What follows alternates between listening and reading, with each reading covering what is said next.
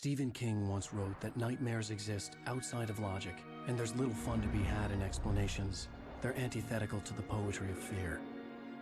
In a horror story, the victim keeps asking why, but there can be no explanation, and there shouldn't be one.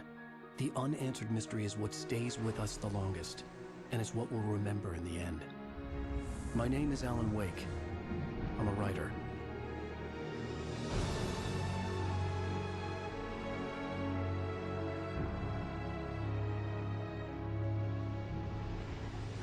I've always had a vivid imagination, but this dream unsettled me. It was wild and dark and weird, even by my standards. So yes, it began with a dream. Following a typical nightmare pattern, I was late, desperately trying to reach my destination, a lighthouse. For some urgent reason, I couldn't remember. I'd been driving too fast down a coastal road to get there.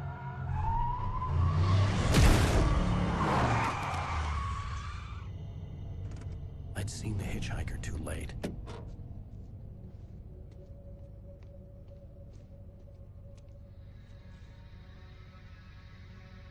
He was dead. I was convinced they'd put me in jail and I would never see Alice again.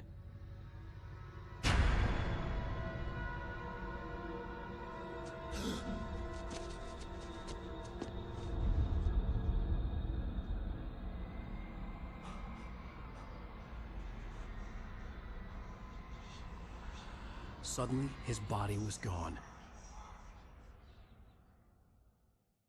I was in shock from the crash. I could hardly stay on my feet.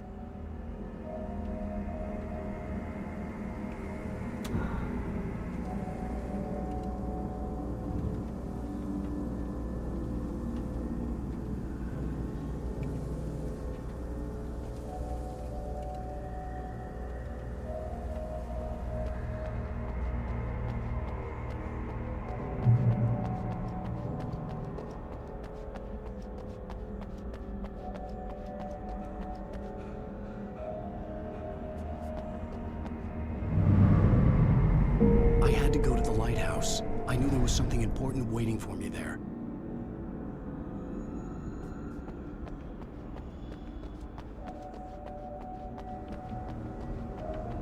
The bridge had collapsed. I'd have to find another way to the lighthouse.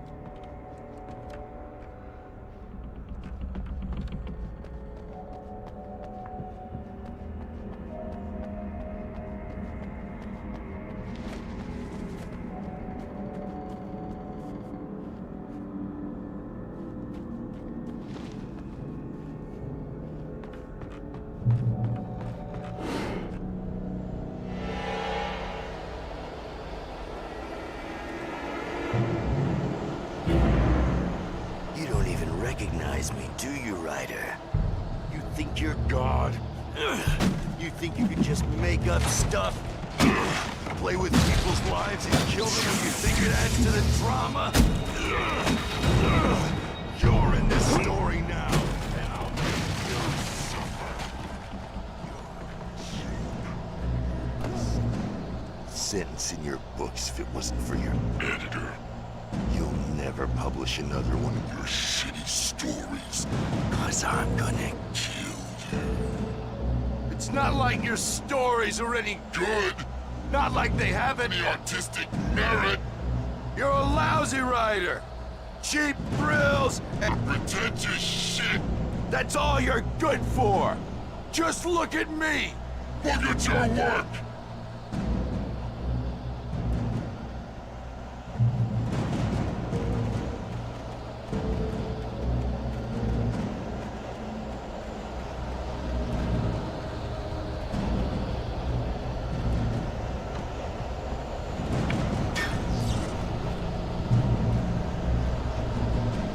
You missed your deadline! Damn.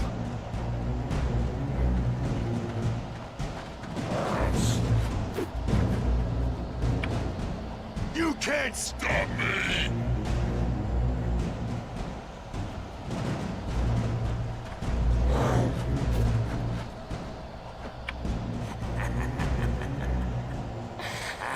I realized that the hitchhiker was a character from the story I'd been working on.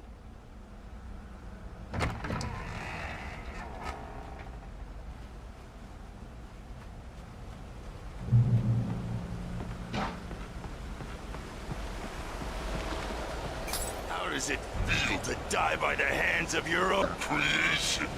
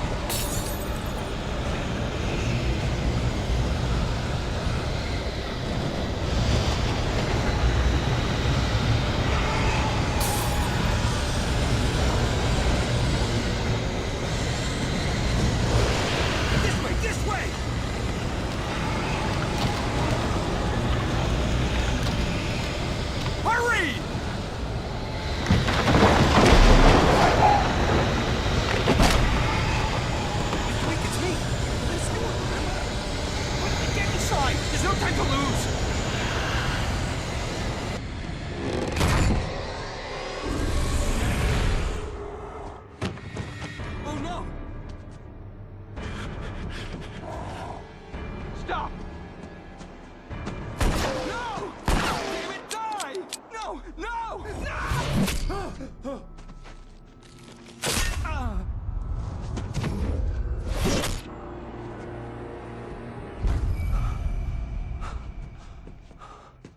I was trapped. There was no way out.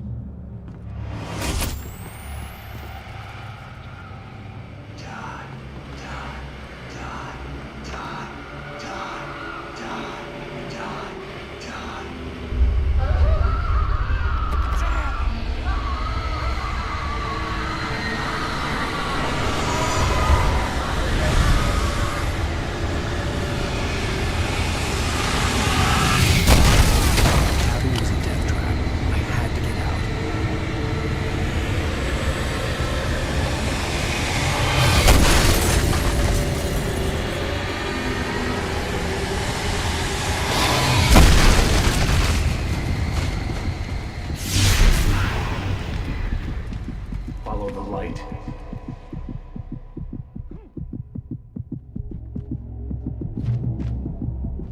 You are hurt. You should go into the light. You are only safe there.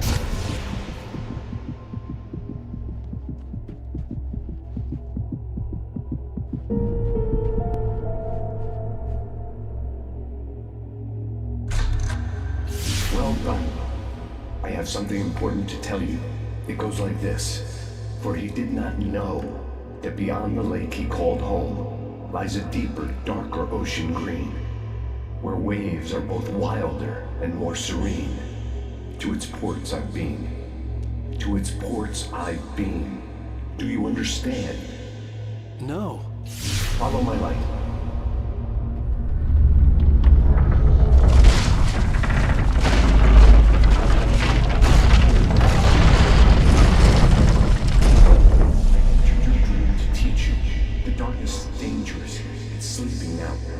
When it feels you coming, it will wake up. There's no time. I can only show you the most important thing.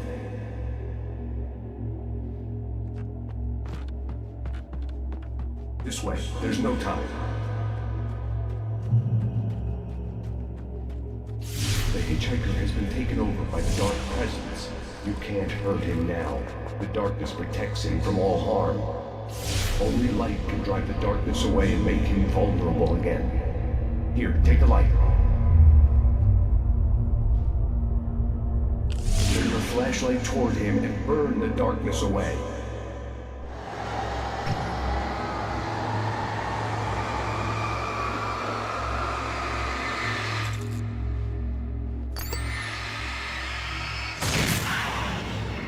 You did it. Now the darkness no longer protects him, but it's still inside, controlling him. He can't be saved. He's still a threat. He is still your enemy. Here, take the gun. Now you'll die.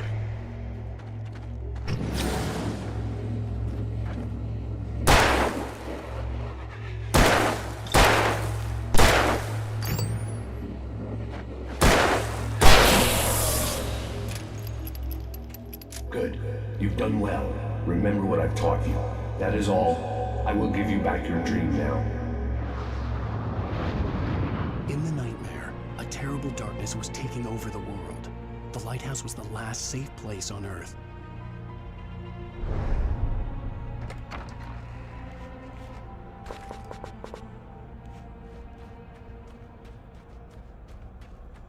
You made me this way, and now I'm gonna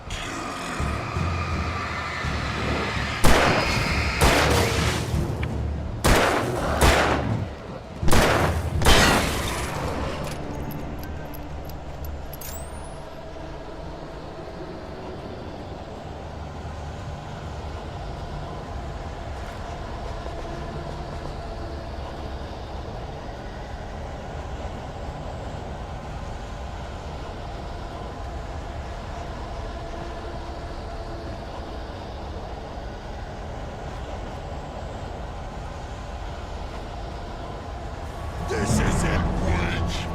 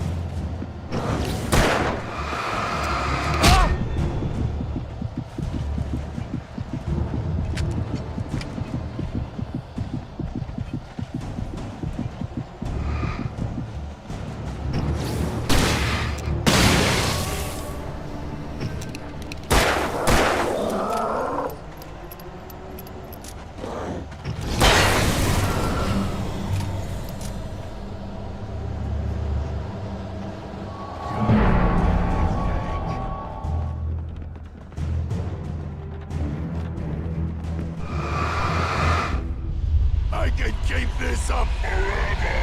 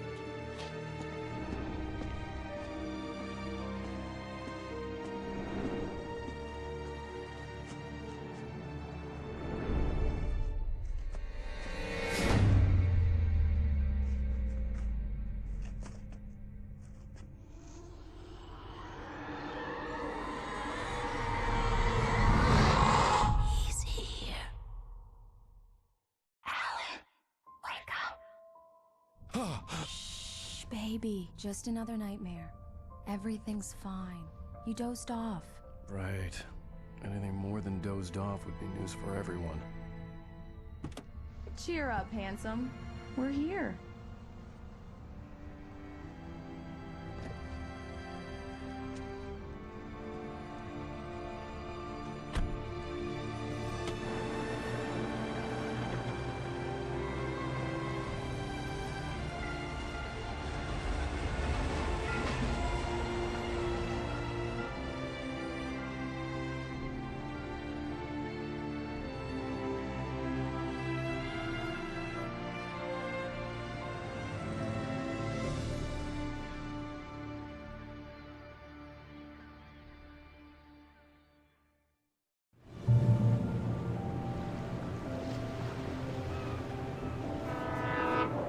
Let's act like we're on vacation. Go stand next to that old gentleman there. I want a shot of you with the town in the background. Sure. I'll even give you a title for the shot. A city boy, moments before he got eaten by a bear. Hi. Hello there. You picked a good time to visit our town. Deerfest is just 2 weeks away. Deerfest, huh? Did you hear that, honey? You have a lovely wife. If you don't mind me saying. I'm Pat Maine, by the way. Nice to meet you. Yeah, I'm Alan Wake. I won't pretend I don't recognize a famous writer such as yourself, Mr. Wake. A pleasure. I'm an avid reader myself. I hope this isn't too presumptuous of me, but I'm the night host at the local radio station. Any chance I could get an interview?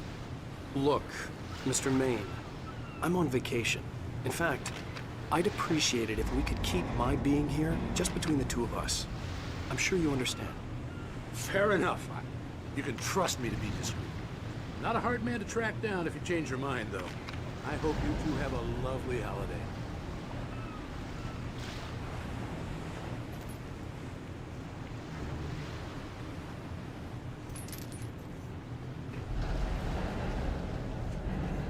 Very nice.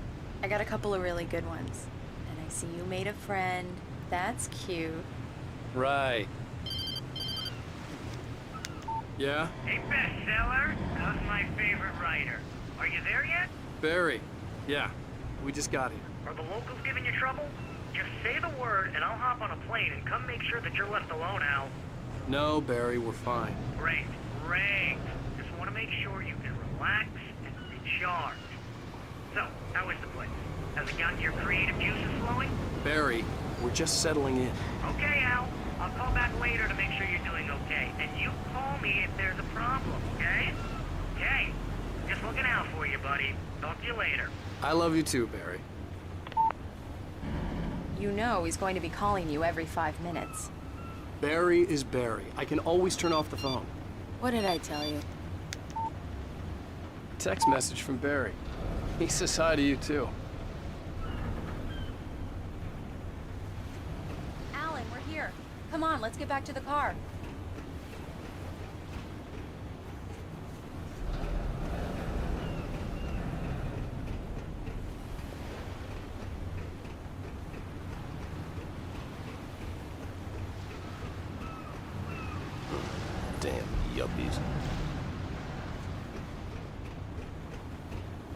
on, Slowpoke.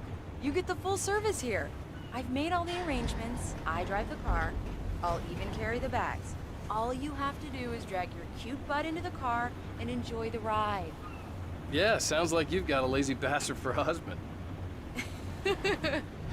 Yeah, but I got a thing for him. Come on, you lazy bastard. Let's go.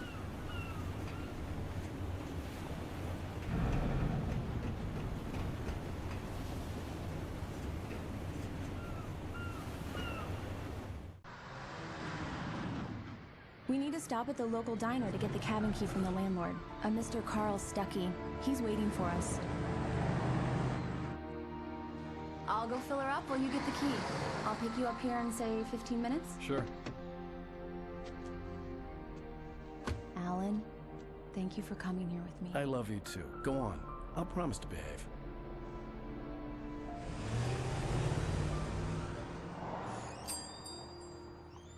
I'd forgotten there were still places like this.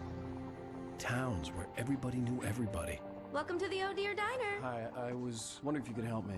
I'm looking for... Mr. Wake. Alan Wake. Oh, God! I am your biggest fan. I know people say that all the time, but I really am. I'm glad to hear that. Rose. Rose, I'm looking for Mr. Stuckey. Carl Stuckey? Carl? Oh, of course, Mr. Wake. He must have gone to visit the restroom. He'll be back in a moment. I can't believe it. I've got all your books. I got the cutout from the bookstore when they took it out of the window. And you keep it here. Well, okay. Good for you.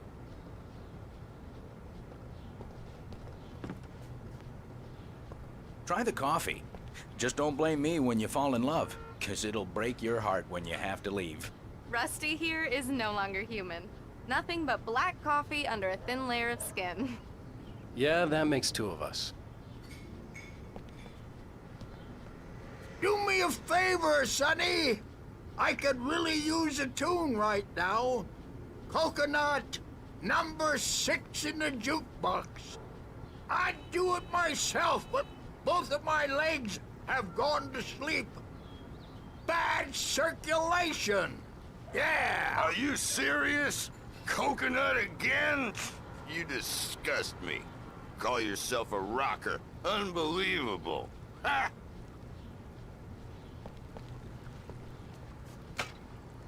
You put the lime in the coconut. Drink them both up. Just because we're brothers, don't think I won't murder It does you that. in your Get sleep. stuck. Yeah. You need to give it a good solid whack.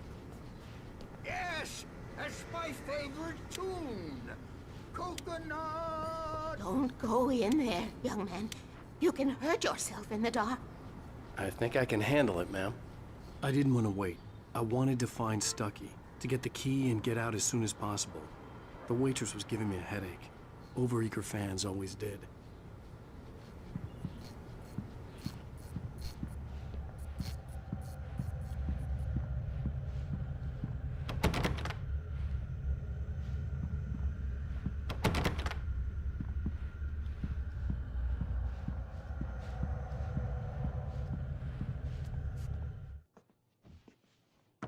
Hello? Mr. Stuckey? Carl couldn't make it. Unfortunately, he was taken ill. But I have the key for you and instructions on how to get to the lake. Okay. I wish you a good stay in my cabin. I'll come by later to check how you've settled in. And to meet your wife. I insist. Thanks.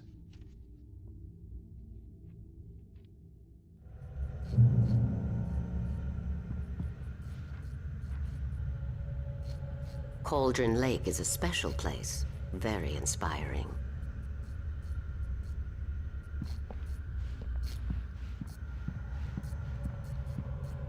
You got lucky this time, young man. You can hurt yourself in the dark. This really ought to be fixed, and then I must remind Sarah to change the lights at the station. It's been too long already. Even that sounds better than your singing. Are you all right? Splendid, splendid! Damn hernia. It swells up like a balloon if I lift anything heavier than a spoon. Yeah, splendid, splendid. It's been a long time, Tom. Good to see you. Hey, you wouldn't happen to have a bottle on you, would you, Tom? I wish. The Andersons, they're, local musicians. We're waiting for Dr. Hartman to come pick them up. They wandered off from his clinic at the Cauldron Lake Lodge.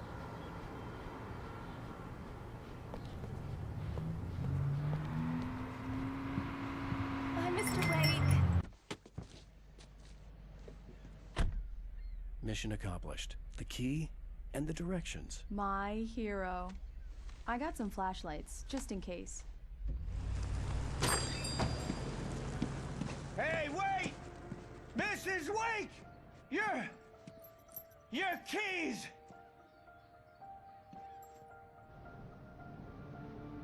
That diner was a real nut house.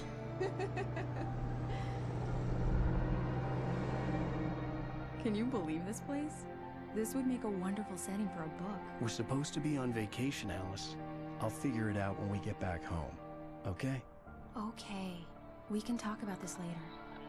Bad man here on PBFF. I didn't want to talk about it. I wanted to bury my head in sand. Here's another one of my favorites to go with it. Once upon a time, I was a successful writer, but that was a long time ago. I hadn't been able to write a word in 2 years. Not since my last book. And now the weather. It's gonna be a clear night, so you folks in the big city might want to look up every once in a while. See those stars winking down at you? It gets pretty dark out here, but they'll light your way.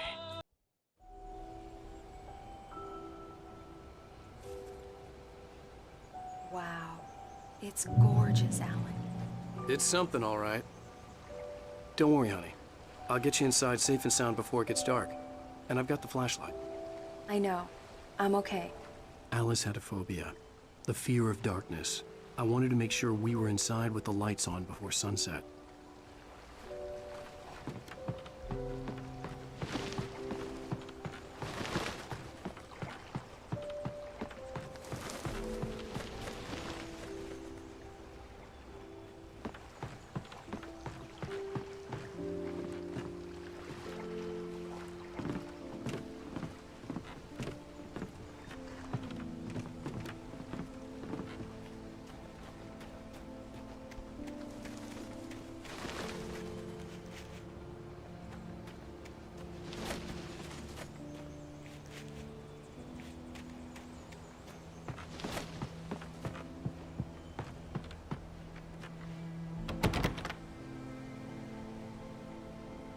Here we go. Let's take a look inside. Come on.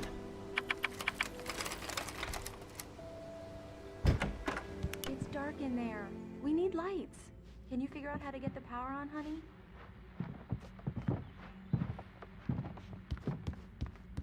Hello? Anyone here?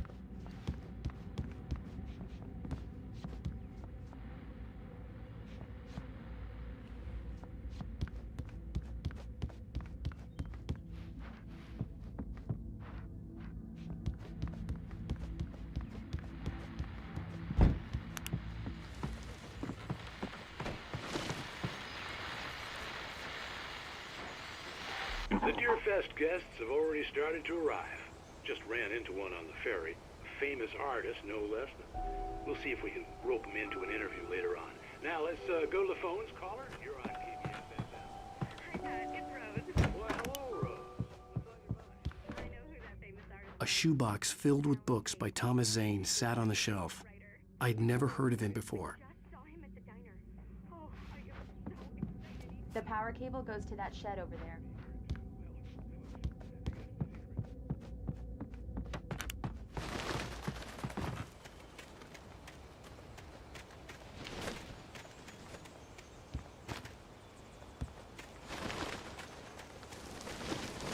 An old generator had been connected to the power cable.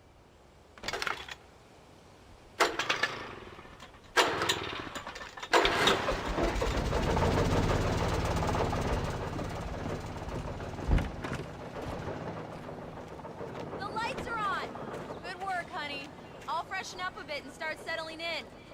Okay, I'll look around a bit. The island Sure had thing. once been the site Have for a fun. love story. Maybe it would be that again.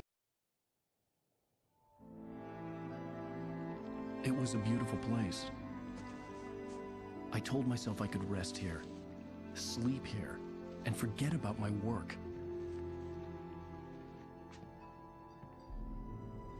I thought we could be happy here.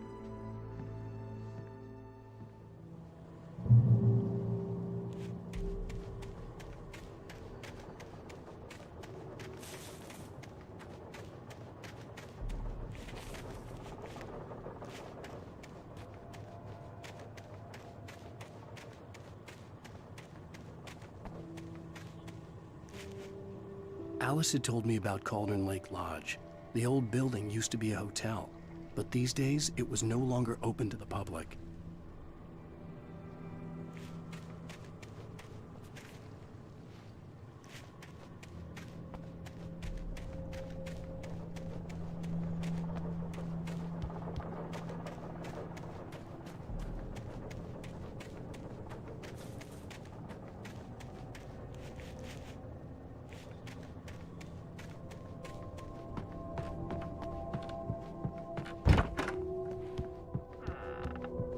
Alice? Honey? Alan, I'm upstairs. I have a surprise for you.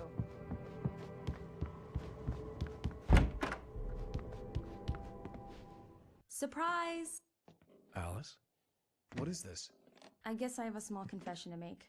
I thought maybe you could write here that a change of scenery would get you past... Damn it, Alice, everyone keeps... Hey, just hear me out. There's a local doctor, Dr. Hartman. I read a book of his. He has a private clinic here. He specializes in helping artists. So now you want to get me committed? No, it's not like that. That's not... Alan? Alan? Just don't! I don't want to hear it! God damn it, Alice!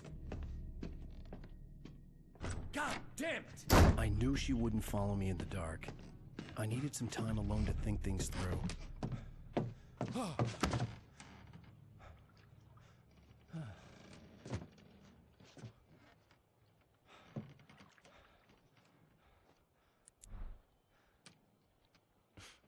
Damn it.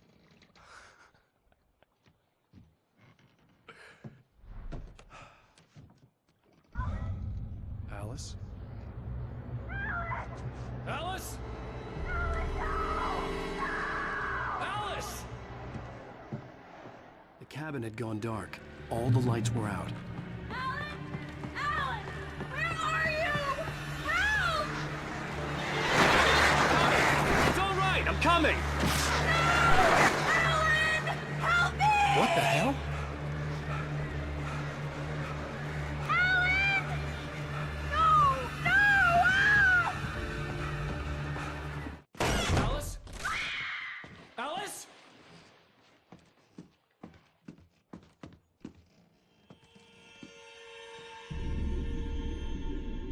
Oh no!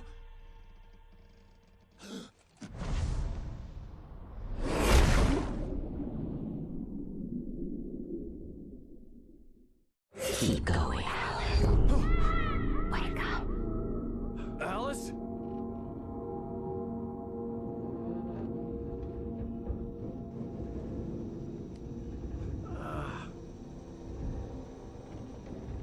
Waking up in the crashed car felt like I had woken from one nightmare and entered another. I couldn't remember how I got there. All I knew was that something terrible had happened to Alice. The phone was dead. I'd have to find help on foot.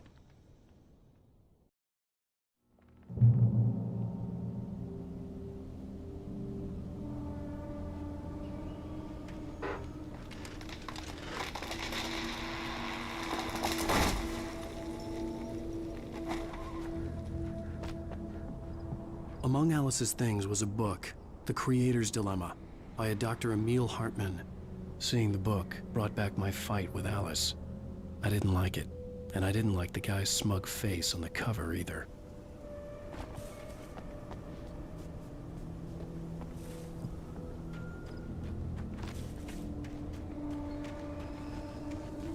The gas station was my best bet. They'd have a phone I could use. It looked like a long hike through the forest to get there.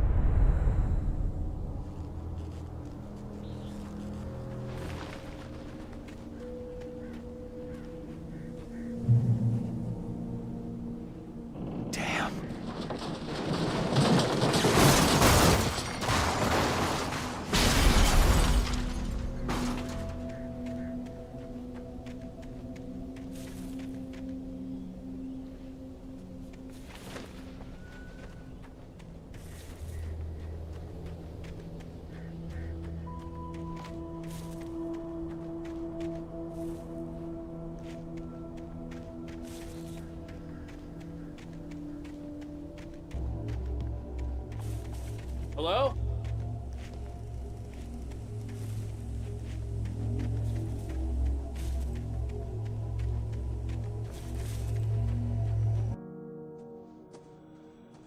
Hello?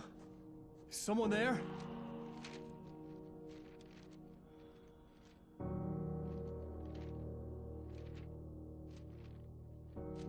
The loose sheets of paper were pages from a manuscript entitled Departure.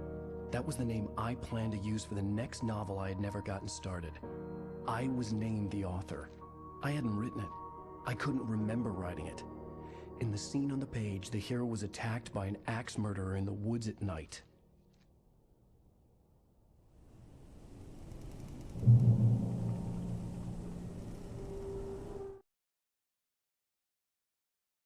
The man turned to face me. His face was covered in shadows. It was hard to make him out in the darkness of the forest that surrounded us, but the axe he lifted was plain to see. It glistened with the blood of his victim. He grinned madly. The shadows were alive, distorting his features. It was a scene from a nightmare, but I was awake.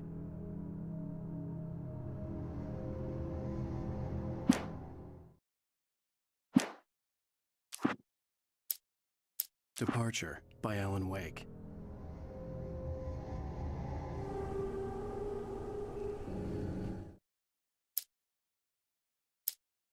The man turned to face me.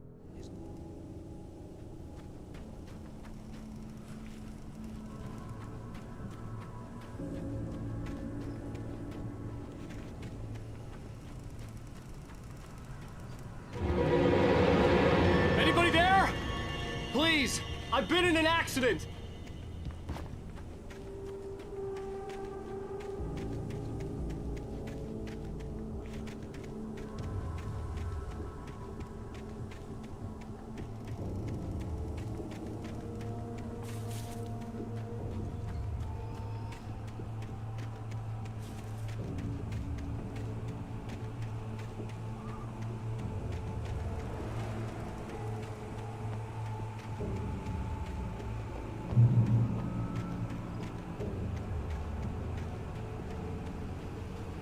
The lights up ahead were a good sign.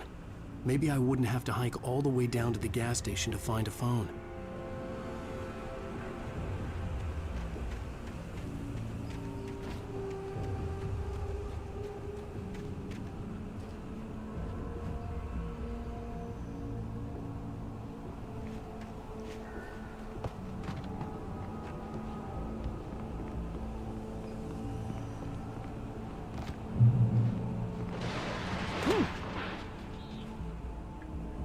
Anybody there?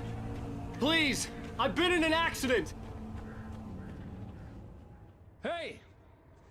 Hey, you! Phil! There's been an accident. I need help.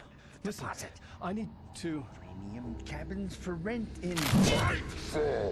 Oh, hell. Carl Stuckey. Pleased to meet you. Non-refundable reservation deposit required. Fair and square. Fair and square. Carl.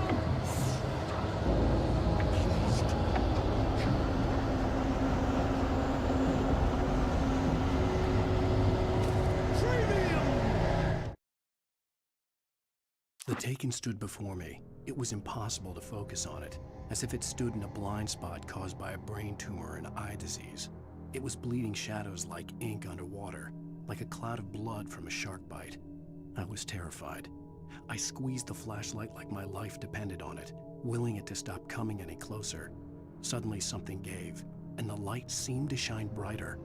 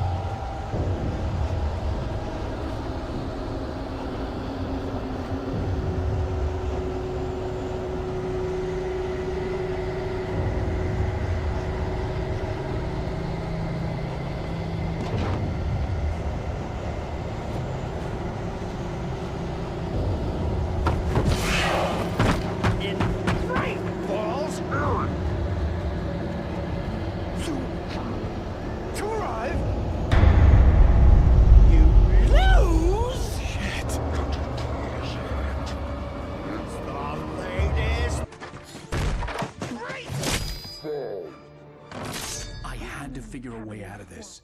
Any second now, and Stucky would be knocking on the door with his axe like Nicholson in The Shining.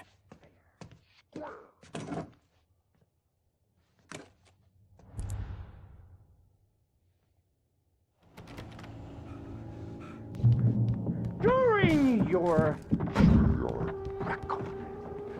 trying, it's the latest thing.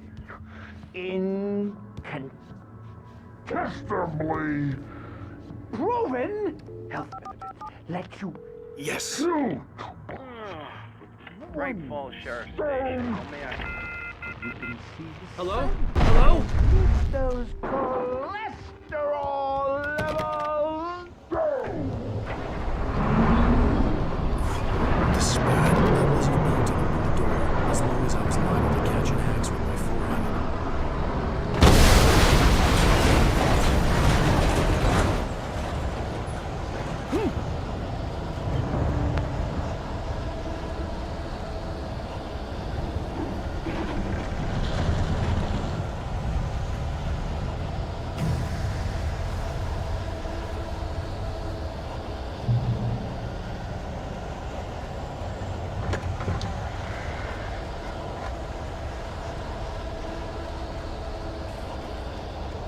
The bulldozer had gone over the cliff with the office. I hoped Stucky had suffered the same fate, but I wasn't planning on staying to find out.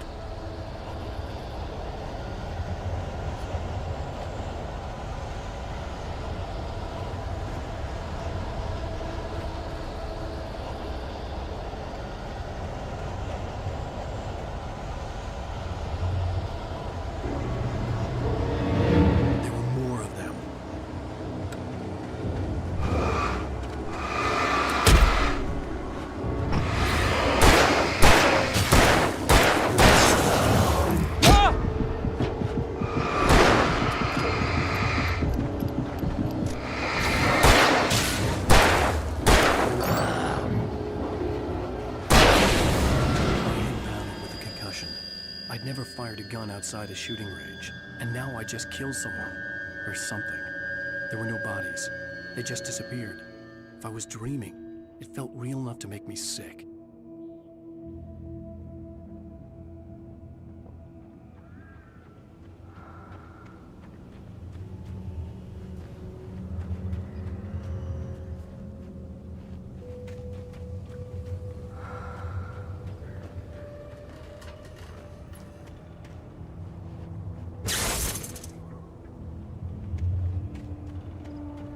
The dark forest was the last place I wanted to go, but I had no choice. I had to get to the gas station.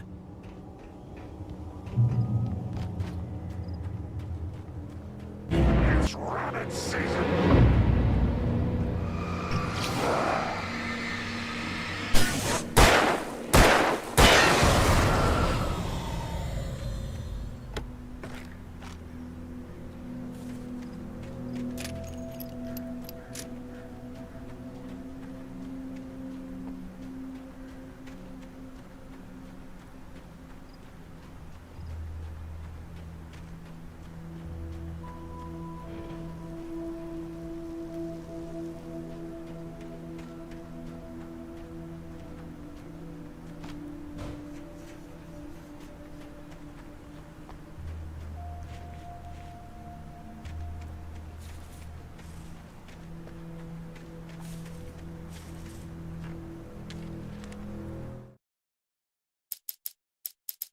Rose knew she had been gushing, but right now, she didn't care.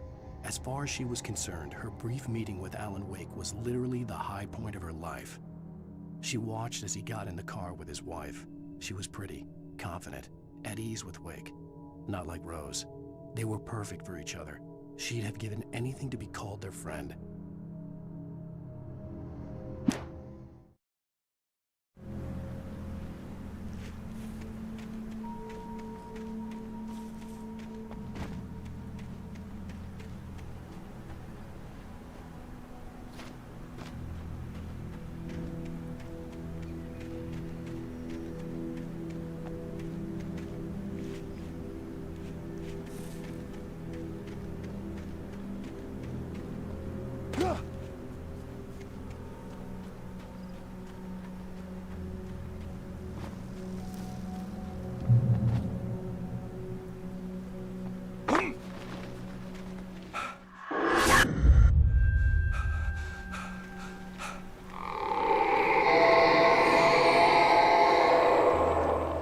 What the hell was that?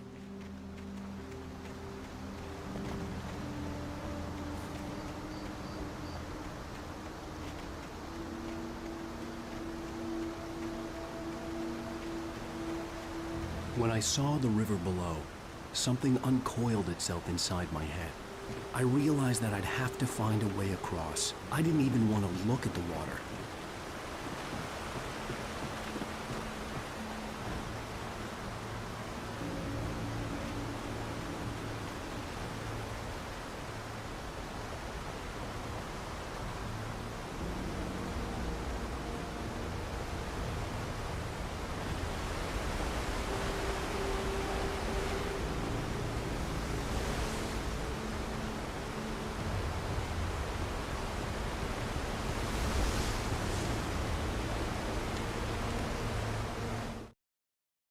Barry Wheeler was bouncing off the walls. He jumped on a plane after his calls were ignored by both Al and Alice for several days. It could mean that they were both on a second honeymoon, but Barry didn't buy it. Al had been way too unstable for that, not sleeping, messed up. Barry had years of experience dealing with Alan Wake, and he couldn't ignore it. Something was wrong.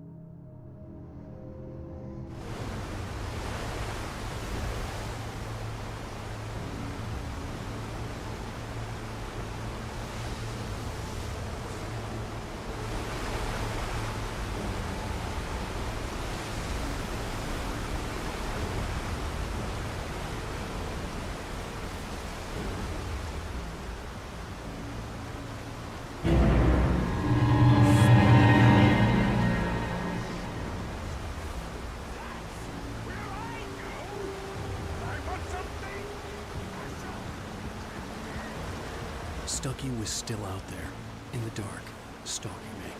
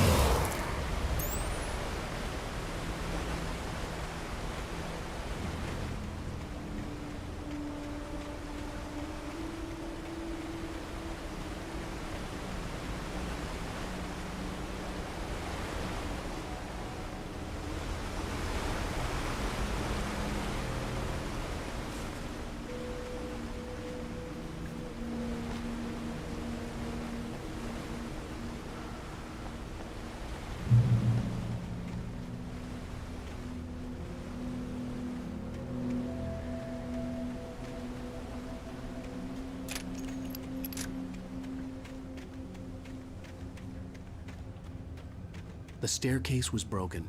I had to make my way up some other way.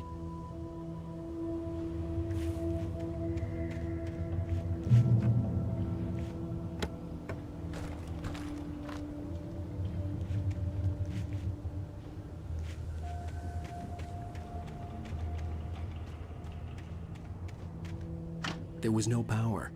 There was bound to be a generator somewhere at the logging site.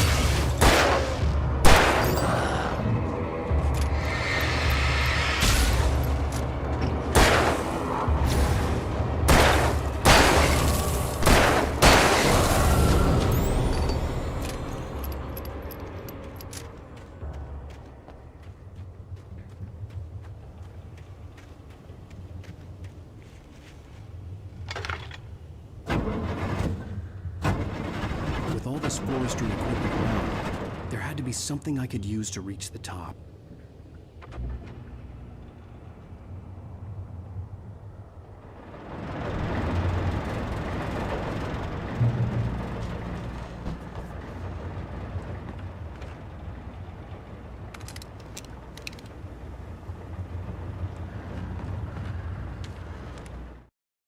I heard them before I saw them, swooping down from the sky and screeching as they came. I spun around just as the cloud was upon me. For an instant, I stared into 100 dead eyes, black pearls glittering in the darkness. I raised the flashlight and the swarm exploded like fireworks. Feathers burned, turned into ash. I couldn't hear my scream above theirs.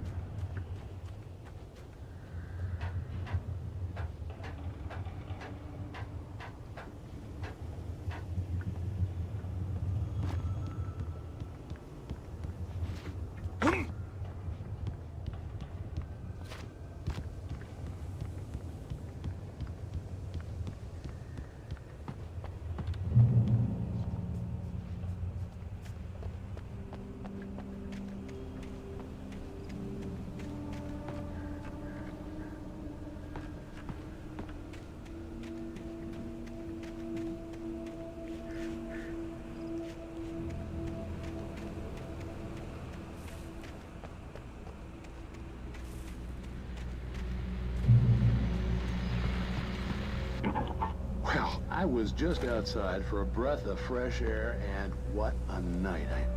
I know most of you are probably in your beds by now, but if you're still up and around, take a moment. Step outside for a spell and breathe in deep. The weather is absolutely still. The sky is crystal clear. It's like the forest is quietly breathing along with you. As you listeners know, I'm a night owl, and it's on nights like this I wish I wasn't cooped up in the studio. Makes an old man like me wish I could just roam wild. But here I am, and it would keep you company all night long if I weren't. It looks like I'm not the only one staying up late. Caller, you're out of here.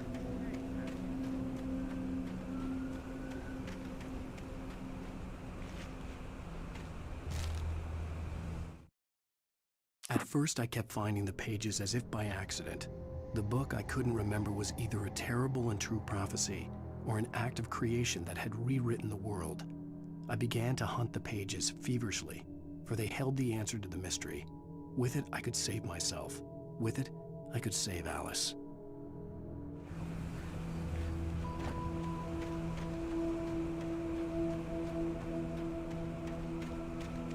The gas station was closer now, its light welcoming in the darkness. Paul makes the best dogs in the state. Belly Burster is the best with no contest. Monster Dog is second best. The famous dog is third.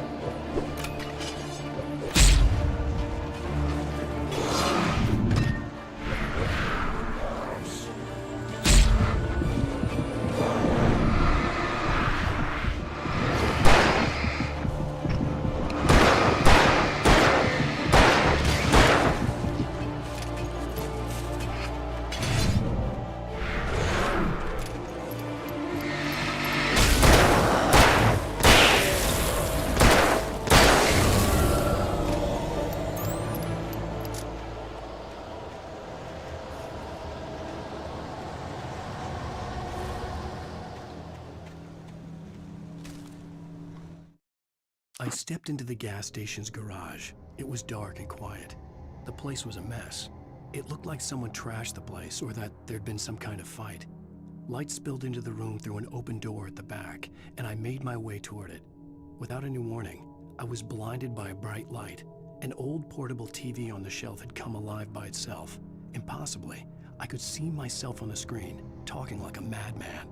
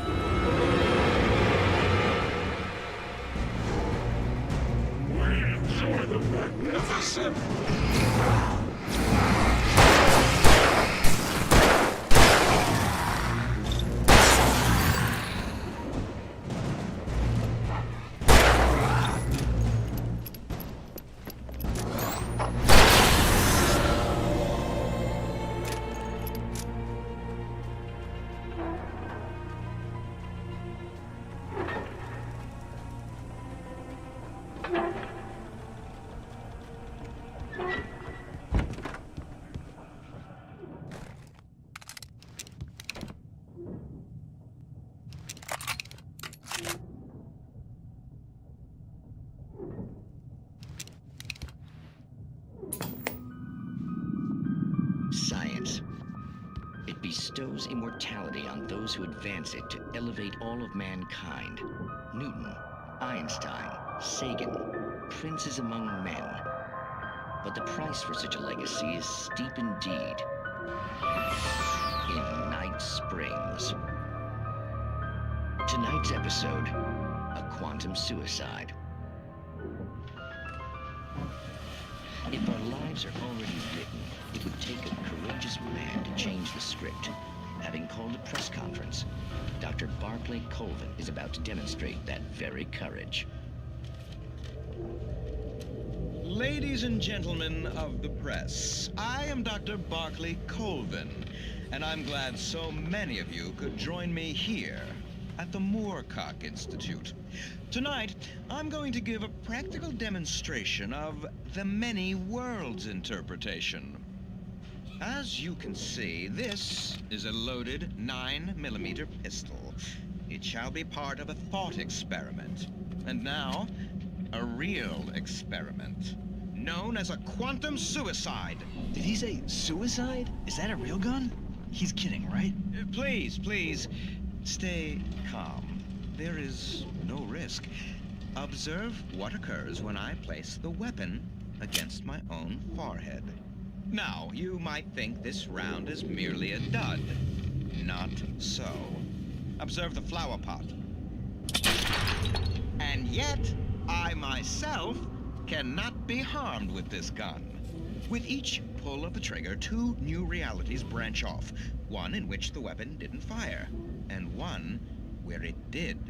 With my machine here, I have ensured that this reality is always the former. I have bestowed upon myself quantum immortality. Under no circumstances can this gun kill me. So wait. What you're saying is that every time you pull the trigger, in another reality, you die? Yes, of course, but that's completely trivial. There's an infinite number of things that could happen at any moment, and they always do happen somewhere. The point is, this one thing did not happen here. You're insane, Colvin. Insane?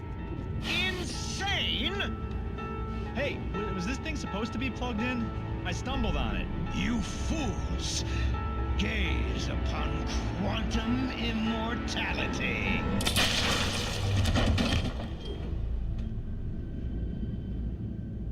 Poor Dr. Colvin, felled by his own hubris or the ignorance of the masses. Perhaps he should have left the crate unopened, the decaying atom unobserved. Curiosity often kills the cat in Night Springs.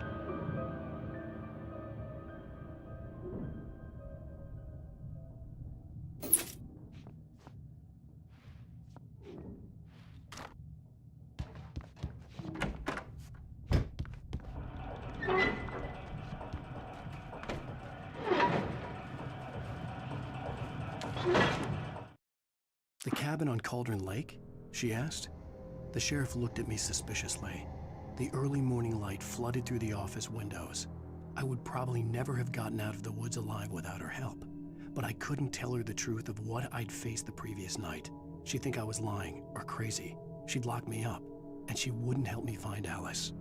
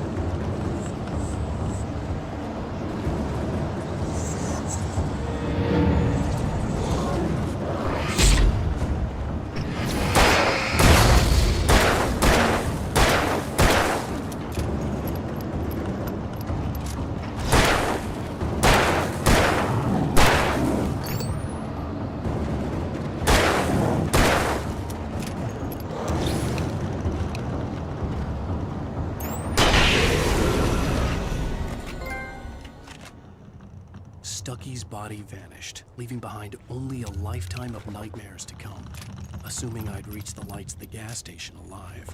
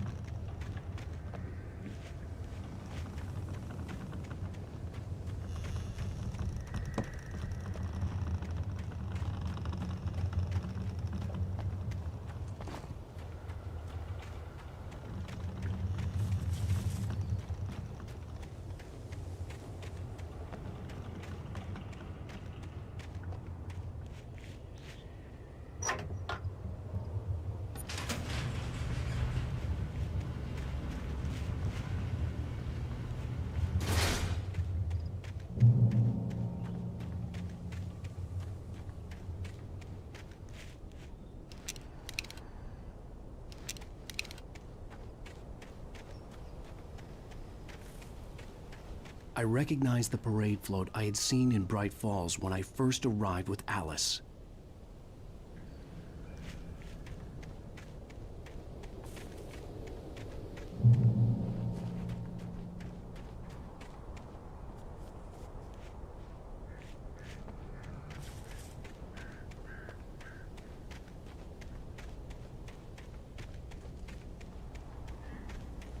After the insanity I had just experienced in the darkness, the lights of the gas station felt comforting.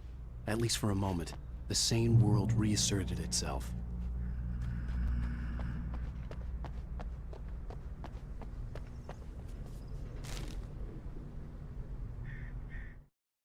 Stucky spat on the garage floor and tried to shake the cobwebs from his head. Ever since the couple never showed to pick up the keys, things had been fuzzy. Something, a feeling, caught his attention. Stucky looked up and stared as his brain tried in vain to process the horror before him. He stumbled back, knocking over a can of oil. A black pool spread across the floor while he struggled for a brief moment, then let go as the unrelenting darkness engulfed him.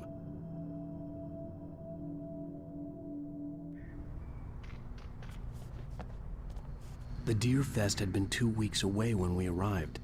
If the day count on the banner was right, I was missing a whole week between the night we got here and now.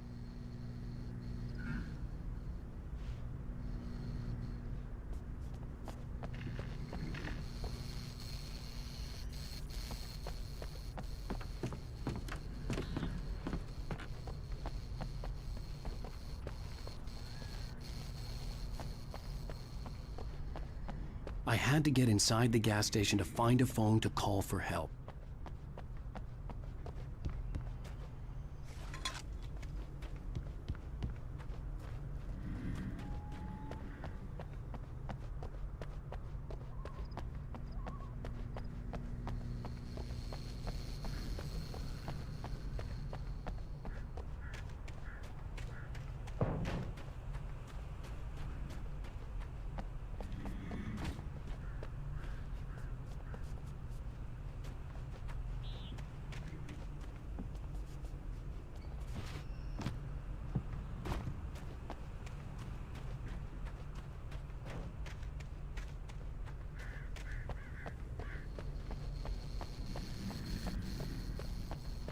The garage was a mess.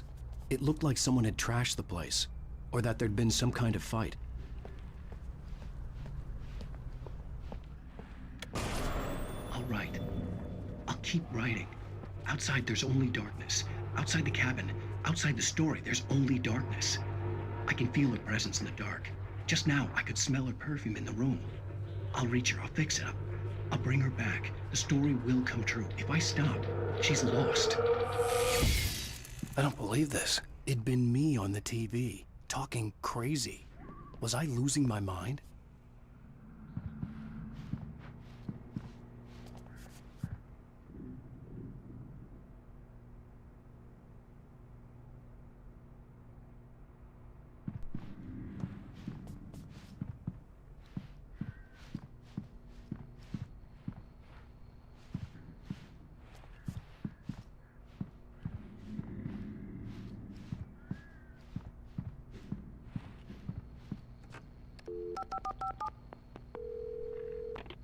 Bright Falls Sheriff Station.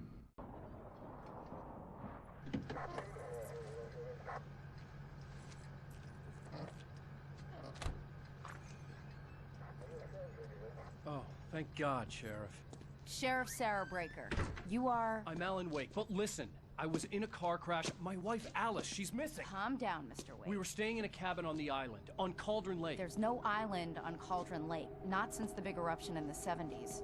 Please, I can take you there, okay? You look like you've taken a pretty bad knock to the head. Are you okay? Listen. We'll figure this out.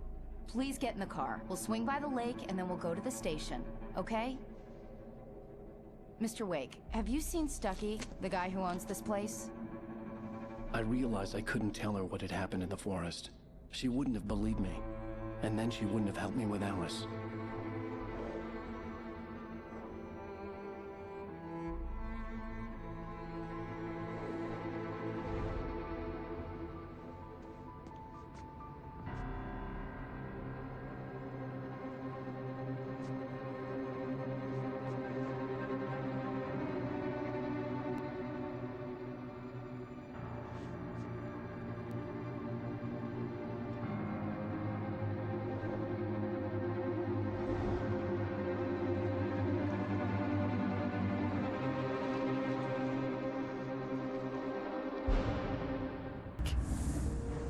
I came to Bright Falls with my wife, Alice. Thank you for coming here with me. I thought maybe you could write here. I don't want to hear it! God damn it, Alice! Now, she's missing. Alice? Alice? I woke up behind the wheel of a crashed car. I'm missing a week. I was attacked by shadowy men straight from a nightmare. The sheriff took me to the lake Alice and I had stayed at. But the cabin had disappeared.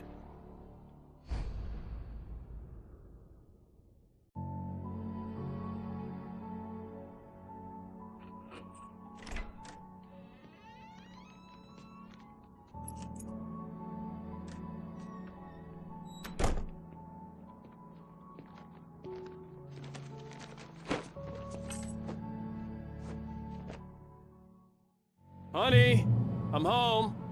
Back here, sweetie. How was it? Worst weather I've ever seen. You should put some coffee on. It'll warm you up. Hey, handsome. This is gonna be a long night, but these shots are turning out great. I guess you're gonna need that coffee then. I'll go put it on.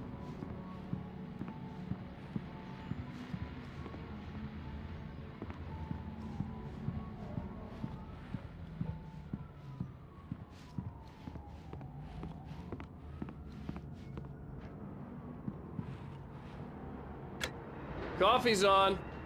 Great, thanks. I'll need it if I'm gonna finish this by tomorrow.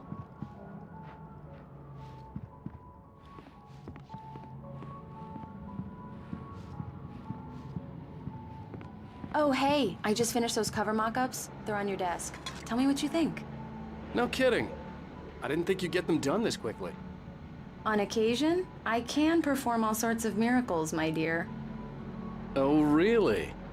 Well, you seemed to think so last night.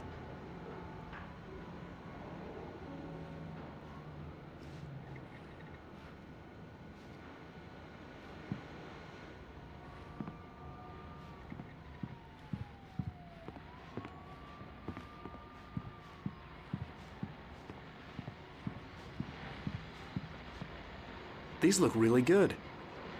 Oh, sure, until Barry gets his hands on them. Which, by the way, will happen over my dead body. The last time was the last time. Oh, and speaking of Barry, he called. Alan! Alan, please check the fuse box. I'm right here. I'm on it, honey. Please hurry. I'm right here, baby. I'm fine, I'm fine. Just get the lights back on. Honey, now, it's a power please. outage. I've got the flashlight. Okay.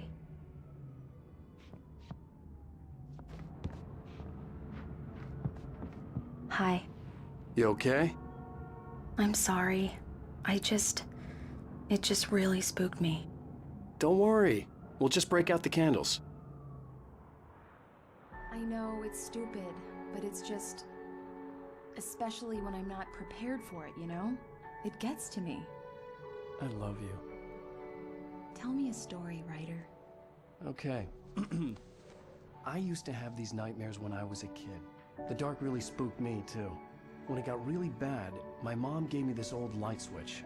She called it the clicker. The clicker, huh? Yeah. If I ever got scared of the dark, I could just flip the switch and a magic light would scare the monsters away. Oh, sure. Here it is. Alan. Maybe it'll help you, too. Yeah, nice story, writer boy. You made that up right now, didn't you? No. Seriously. I love you, even if you are a liar. Thanks for this.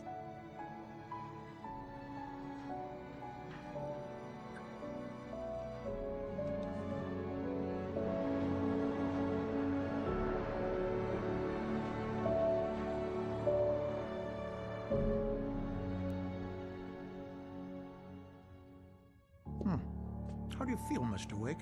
Any nausea, disorientation, anything like that? Mr. Wake, how are you feeling?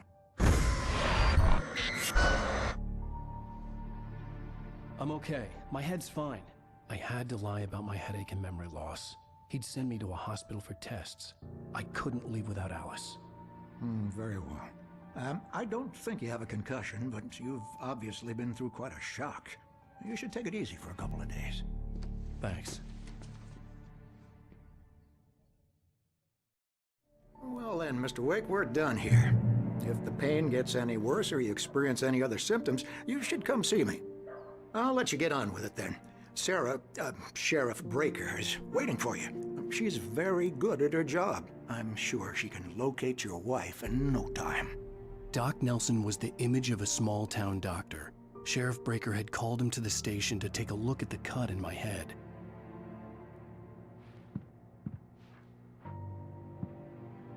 I'm sorry you had to cut your morning fishing short for this, Doc. Oh, she's a beauty, ain't she? Not the biggest I ever caught, if you can believe that coming from an old fisherman like me, but she's right up there. Now, she's a largemouth bass, which is what you're after if you prefer a lure. Now, if you want either trout or salmon, on the other hand, then it's fly fishing for you. You a fishing man, Mr. Wake? Oh, doesn't really matter, I suppose. But it can be very relaxing out there. You can't get me off the water this time of year. Closest thing to heaven. I'll take your word for it, Doc.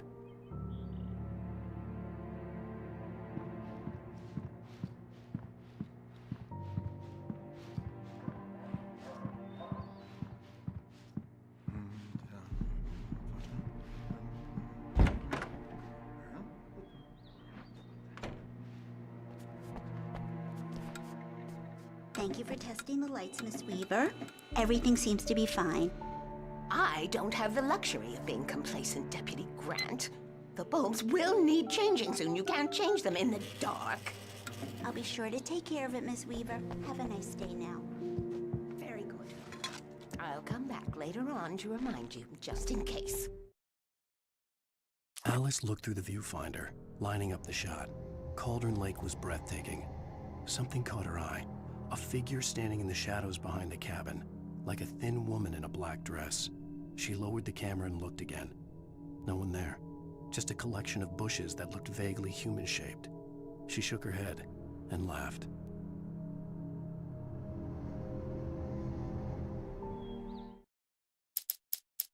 It's true what they say about the fall and the sudden stop at the end. I'd lain here in the snow while the lurid chain of scenes that had led me here kept playing in my head. A rerun of my own private snuff movie. A memory of my corpse. Alone at my own wake. Thinking in metaphors again. The femme fatale was gone. Only a sour taste remained of the kiss that killed me. This was a late goodbye. 13 years after I'd gotten my revenge, it had finally caught up with me. It had been a long time to bear the pain. My blood painted the snow red. A gruesome slushy dissolved all the scattered painkillers and leisurely dripped down to the sewer, mingling with the bile of the city, becoming one with it. I can see them now. My wife and my baby. Honey, I'm home.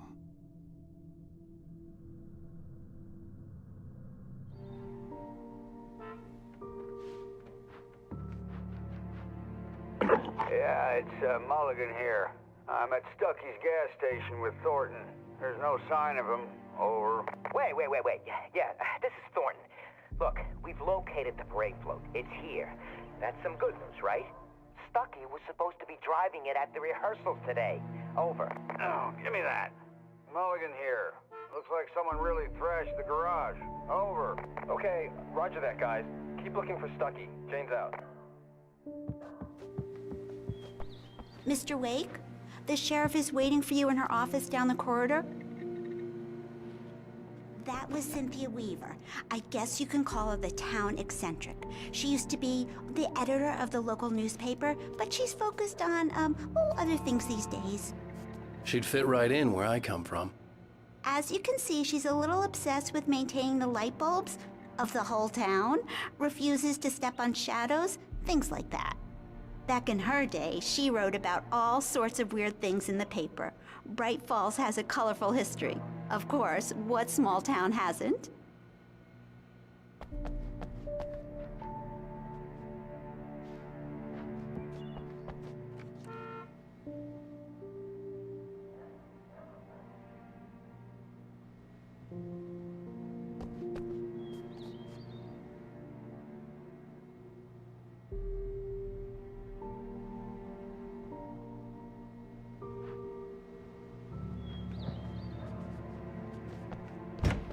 Come in, Mr. Wake. Your phone's on the desk. The battery was dead. It's charged now. Have you started looking for my wife yet? My men are already on it. Now, can you tell me what happened? I'm not sure. I can't remember. We were arguing. I walked out of the cabin. The cabin on Cauldron Lake? How did you end up at Stucky's gas station? I wanted to tell her what had happened last night, but I couldn't. She'd lock me up. Excuse me, I need to take this. Hello? Alan, please help me. Alice? Stop talking to the law. You'll do exactly what I say if you ever want to see your wife. Who is this? Go to the back lot. There's a hole in the fence on the left. Look inside the junker. I left a little something there to convince you we're all on the same page here. After you ditch the cops, you're gonna meet me in Elderwood National Park. There's a spot called Lover's Peak. Mr. Wake, can I help you with anything? Don't do nothing stupid, pal. We're watching you. I couldn't go anywhere yet. I had to play along with the caller. Alice's life was at stake. Hey, mister! Hey, can you turn the lights on? The deputies, they don't... In spite of its human mask, to describe the dark presence as intelligent would have implied human qualities on something decidedly inhuman. Nonetheless, it found the one spot in the diner that was dark enough. Some light spilled into the corridor, ravaging it. But it took the pain. Horrible as it was, the writer would soon fix that. He would be coming to the one place where it still had power. Understand? They won't listen to me. I need it to be... Hey, you! Can you help me? Can you turn the lights on? The early morning light hurt my eyes and made my head ache. The man on the phone had said, go through the fence on the left.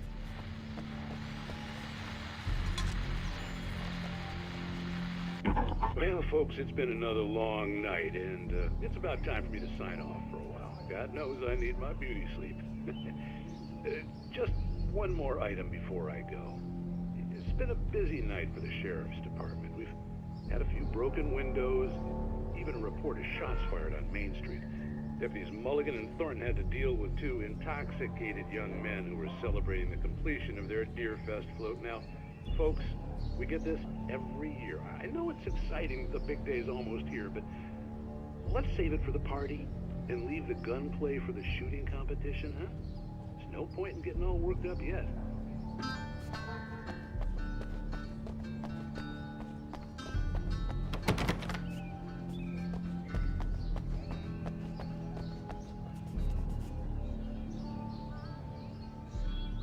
The caller had told me to find a hole in the fence behind the police station. there was something for me in an abandoned car.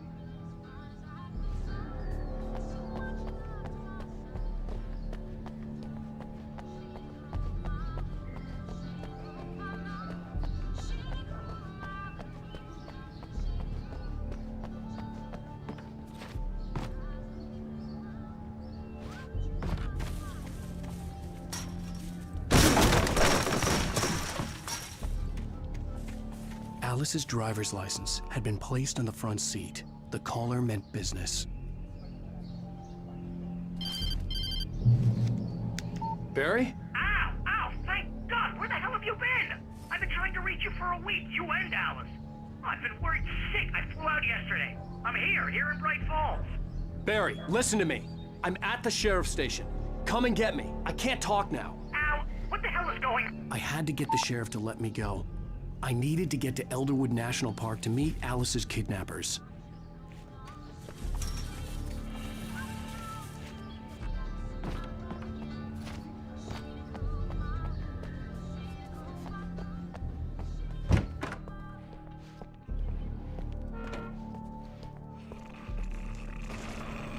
A writer is a light that reveals the world of his story from darkness, shapes it from nothingness. The way a sculptor carves a statue from a block of granite. If I stop, the world I'm making dies. Darkness will reclaim it. It's a long, hard journey into the dark. Alice's life is at stake, but I can't think about that, or I'll lose it. The dread lingers at the edge of perception. I'll push on. Anything is possible here. I'll write the story. I'll save her. Marvelous, Sarah. I just wanted to settle all the damage the Anderson brothers might have inadvertently caused on their recent and regrettable little outing. They are not accountable for their actions, of course. I can assure you that my staff has been reprimanded. Tor and Odin never caused any trouble to anyone when they were still living at their farm. Indeed. All we can do is to slow down the progress of their dementia. Are you feeling any better, Mr. Wake? I'd like to leave. Am I free to go? Well, we still need to talk about... Am I under arrest? No, of course not. But I need to know where you'll be staying so I can get in touch with you. I'd avoid the motel. The Majestic is known for its roaches. The cabins at Elderwood are pretty nice, though. That sounds perfect. I'm Dr. Emil Hartman. I'd like to invite you to stay at Cauldron Lake Lodge. Did you talk to my wife? I had the pleasure of discussing your situation with her on several occasions. Did you set something up with her? I invited her here. My clinic is a place where... Oh! Hey! Oh, my! Take it easy. Hey, nobody move! Get your hands off of my client! Who are you? I'm Barry Wheeler, his agent. If you have business with Mr. Wake, you talk to me. You yokels won't know what hit you once I sick my lawyers on your asses. No harm done, Sarah. I'm all right. I don't want to press charges. Mr. Wake, my offer still stands. Get me out of here. What the hell was that about, Al? We don't need a replay of that thing with the paparazzi. I thought they were gonna lock you up.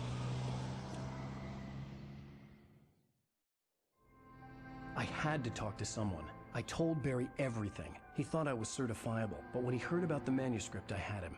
The fact that I'd written something, even if I couldn't remember it, was enough for him. He smelled money. And he believed that Alice had been kidnapped. Anything beyond that was another story. I had a midnight appointment with the kidnapper in a place called Lover's Peak, somewhere in Elderwood National Park. The plan was to rent a cabin. I don't like it, Al. I don't like any of it. It's not good. In fact, it's the absolute opposite of good. Mr. Wake! Barry, you found him! Hi, Rose. Oh, wow. I was just thinking about you, too. Great. I was just bringing Rusty some coffee. He's on the balcony, looking after Max. Poor thing. I really need to go. Great to see you again, Mr. Wake. Later! Who's Max?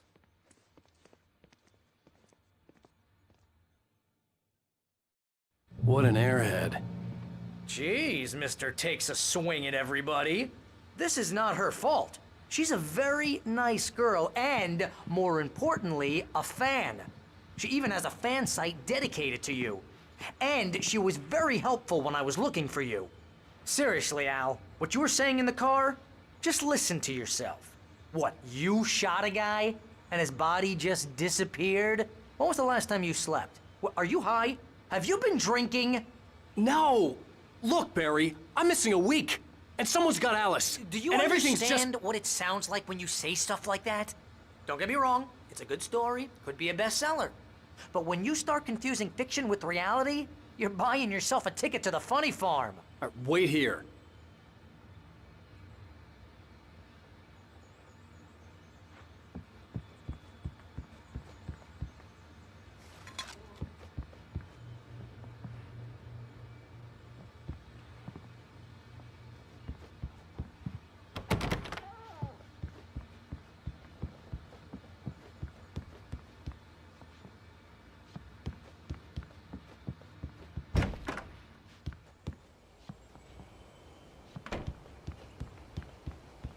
Easy there, boy. I'm almost done. Hey, Rusty, right? You rent cabins. Oh, Mr. Wake. I'd shake your hand, but mine are kind of full here. Actually, I'm sorry about this. Would you mind grabbing the registration form from the desk? It's just across from Bucktooth Charlie. Okay, sure. What happened? Crazy poachers. Max here got his foot caught in a trap. They're illegal to use here. Hell, you're not supposed to hunt within the park at all. But that doesn't stop some lowlifes. Well, at least Max is gonna be okay. He got lucky. Max is still groggy from the shot I gave him, and I'd rather not leave him alone just yet. The form's on the desk across from the mammoth skeleton.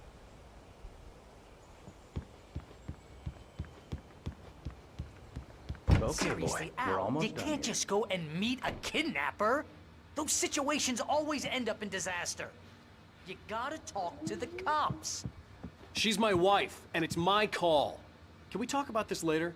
No, this whole thing, listen, you hit your head. I mean, geez, Al, come on. You gotta understand how crazy all this sounds. If you're trying to pull a joke on me, freak me out, it's working. Ha ha, let's have a laugh on Barry. Well, you had me going there real funny, Al. You can quit it now.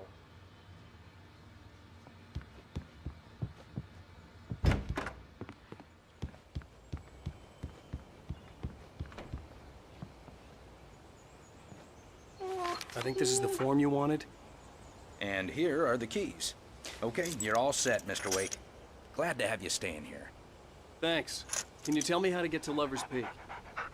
Oh, sure. It's at the end of the nature trail. Just follow the paths, you'll get to it eventually. It's an easy walk. Nice spot, too. If you have any trouble finding it, just keep your eyes on the radio mast. It's right below that.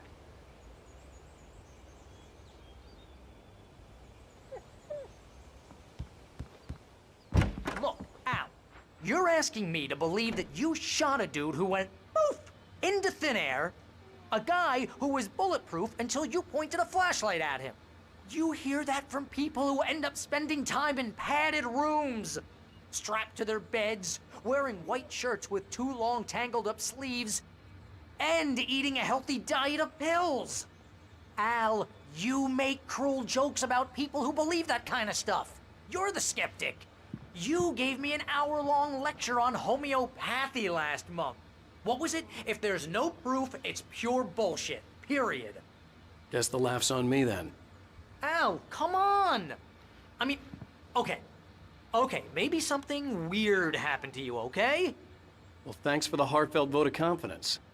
All I'm saying is you gotta throw me a bone here, bestseller. What would you think if it was me? There's no way you should be going out at midnight with a gun. No one asked you to come here, Barry. Either work with me on this or go straight back to New York. Your choice.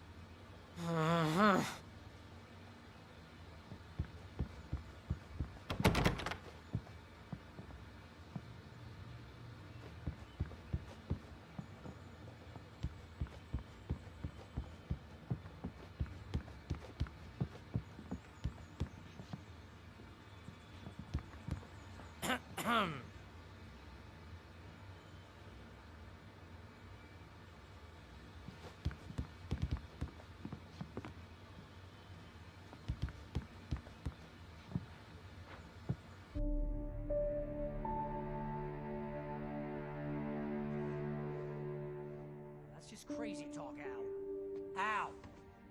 Al? We should go to the sheriff or call the FBI. Damn it, Barry, they'll kill her! This is not a goddamn debate, Barry. I'm going to Lover's Peak. He said to come alone. Okay then.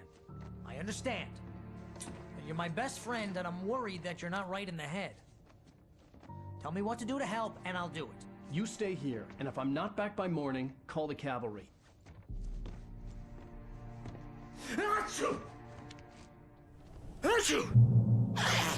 Just be careful with the natives, Al. These yokels are dangerous. Everybody hates a tourist, or it'll be Deliverance all over again. Bless you. Oh, this place is trying to kill me. I'll bet there's mold in here, spores, poison ivy, God knows what. This is so not worth a 15% commission.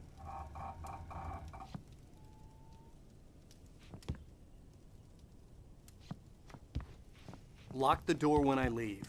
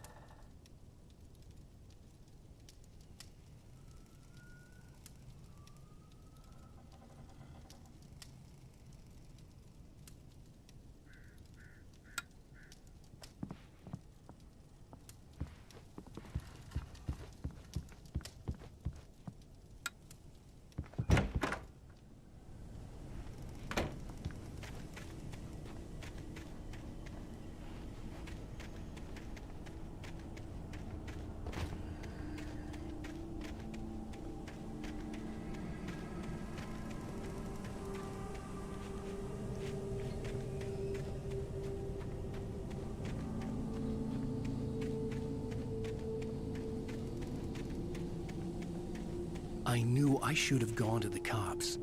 This wasn't the smartest thing I'd ever done, but I was still angry with Barry for trying to talk me out of it. These people had called me right in the sheriff's station. The cops wouldn't scare them, and they had Alice.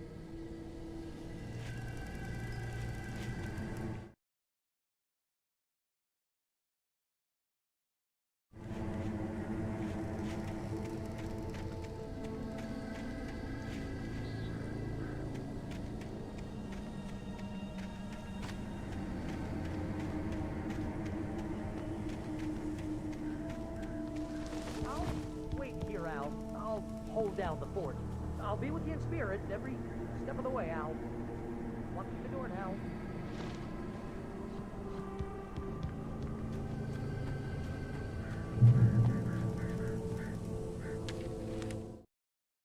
Barry had never gotten along with Alice, but he knew Alan loved her with an almost frightening intensity. And now something had happened to Alice. And here was Al armed with a gun and saying things people got put in padded cells for. It was as if his friend had experienced a massive psychotic episode and was now totally disconnected from reality. It scared the shit out of Barry.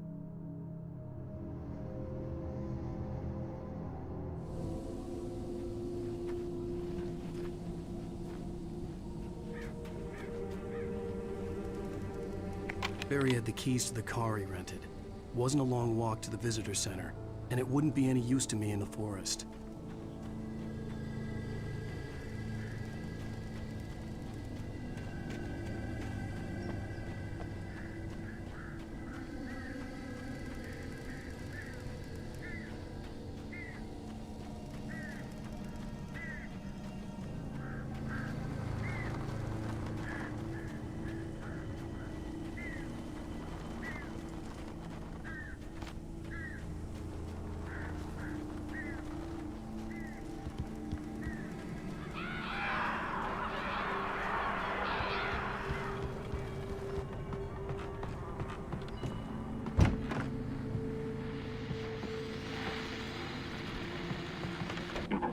Welcome back to the show, folks. As promised, our very own Dr. Nelson has just parked his rear end in the studio. Doc, what's your Deerfest plan like? My plan?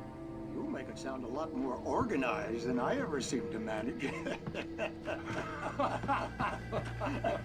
Oh. No plan, really. Just taking the atmosphere. I'm getting a little too rickety to do much more than that, you know. Oh, tell me about it.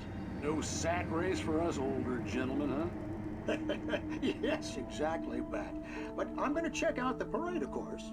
And I'll be one of the pie contest judges, too.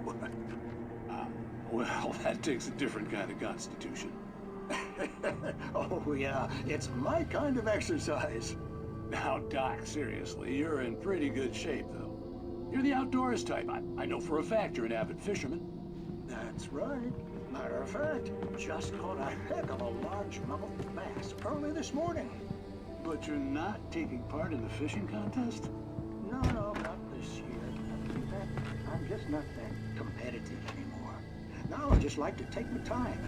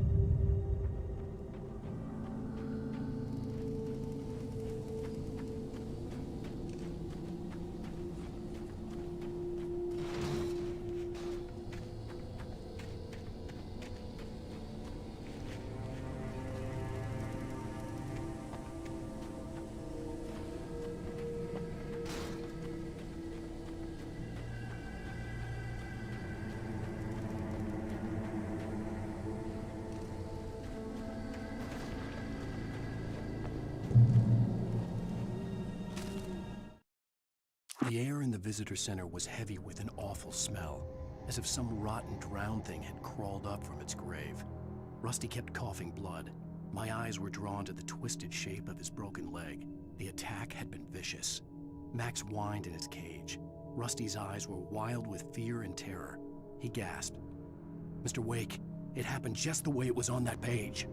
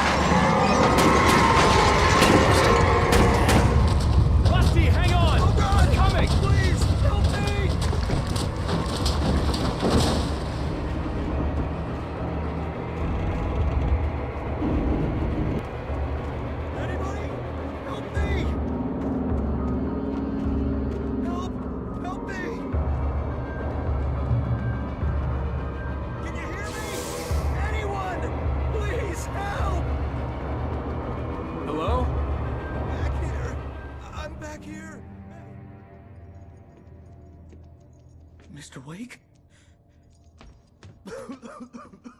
Oh, hell. It happened just the way it was on that page. I found. Came true.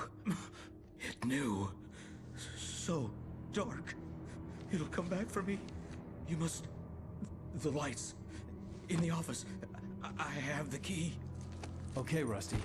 Hang on. I'll be right back. Whatever did this couldn't be far. Rusty had found a page from the manuscript. It would help me understand what had happened.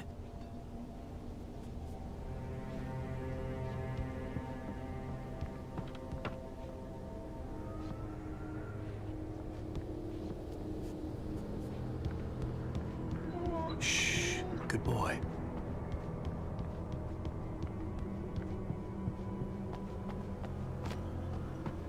The only way to make sure that Rusty was safe was to get the power running and the lights back on.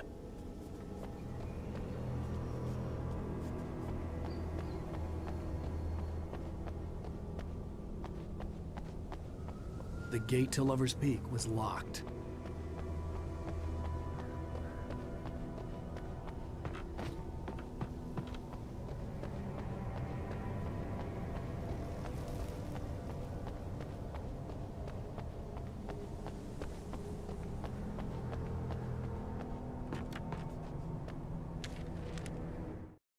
The visitor center was sturdy, but the impact turned the front of the building into splinters.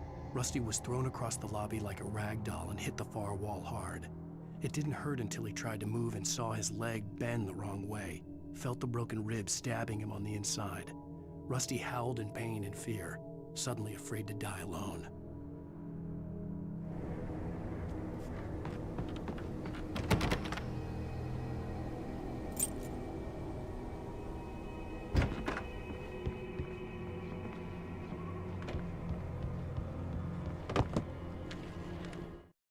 At the last instant, I changed direction and threw myself down.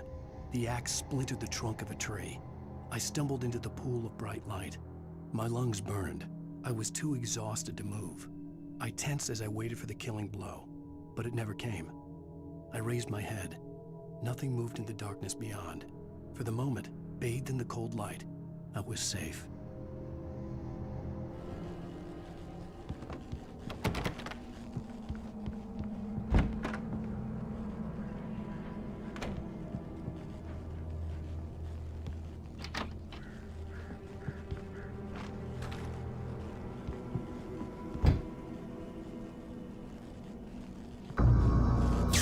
Too late. Someone had destroyed the circuit breaker. There was no way to get the lights back on. Rusty! Rusty!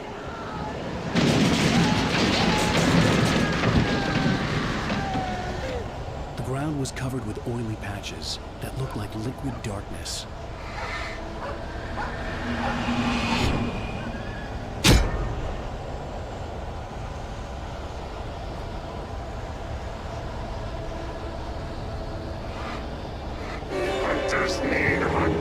Licenses.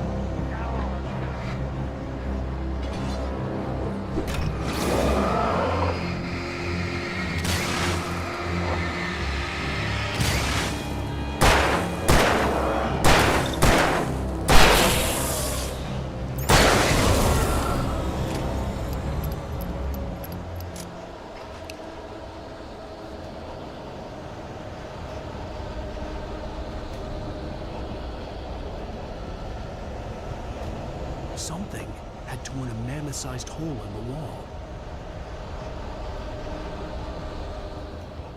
Please don't feed the animals.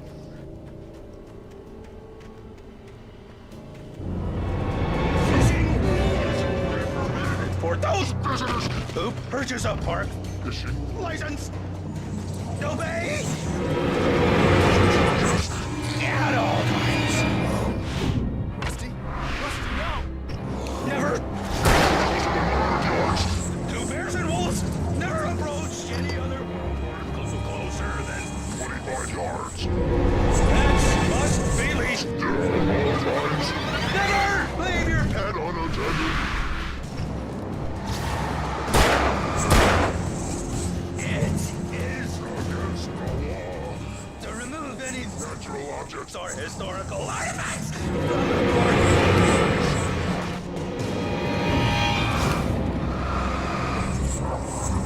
This includes even you may find along the river, or even simple berries.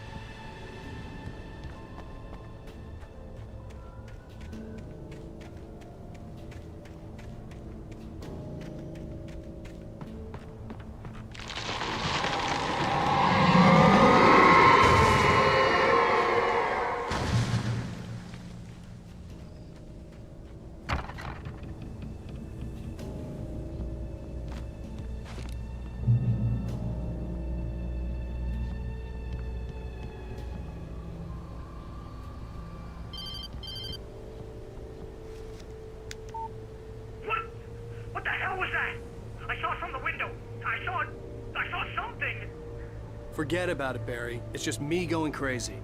Oh, jeez. Oh, jeez. You're not crazy. I wish you were crazy, but you're not crazy. Ow, be careful. Stay in the cabin. Don't open the door for anyone. I mean it.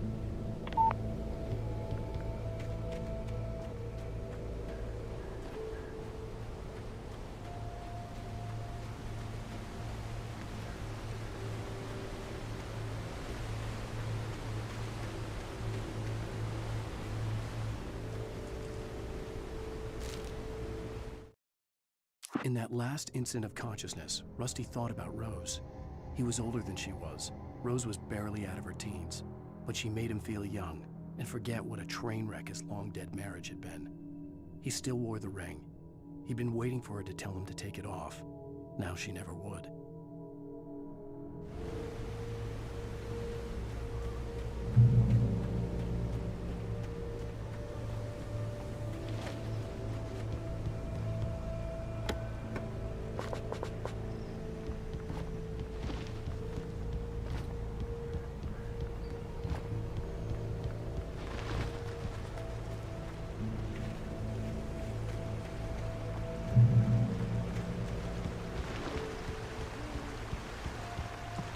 Lover's Peak was at the far end of the nature trail.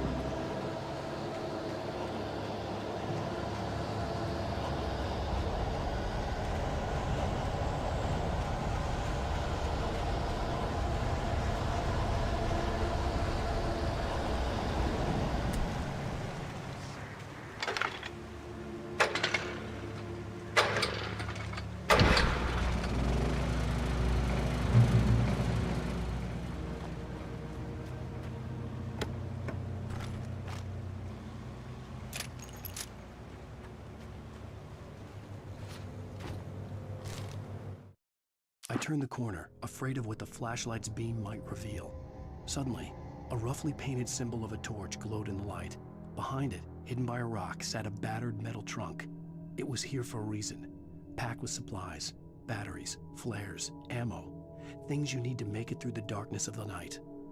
Something left behind by someone who knew what I knew, and more.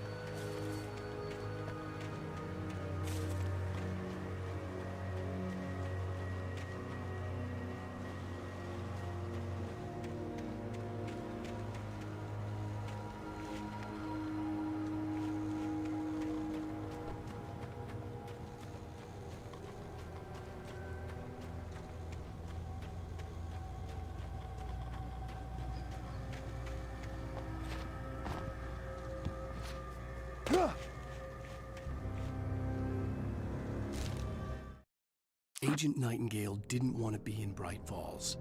These little communities revolted him, and he didn't like the trees or the coffee. He now knew that impossible horrors lurked behind the storefronts and smiles. He desperately wanted to turn the car around and just drive until he passed out or ran out of road and booze. But he had a job to do. He had a rider to catch, at any cost.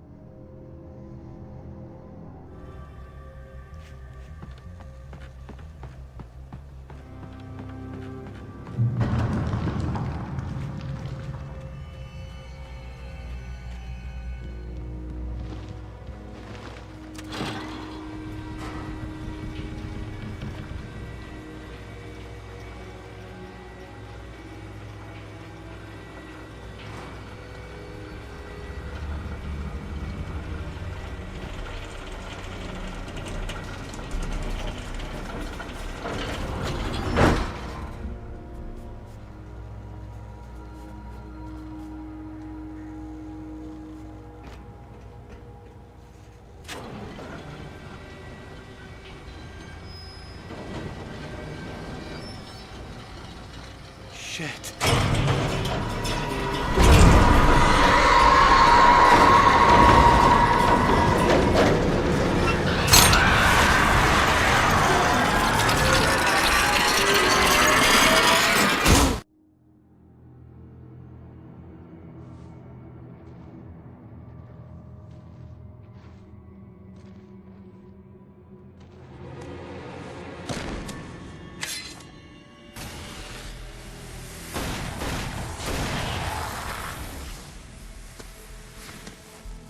Come on, we gotta get moving. More of them coming.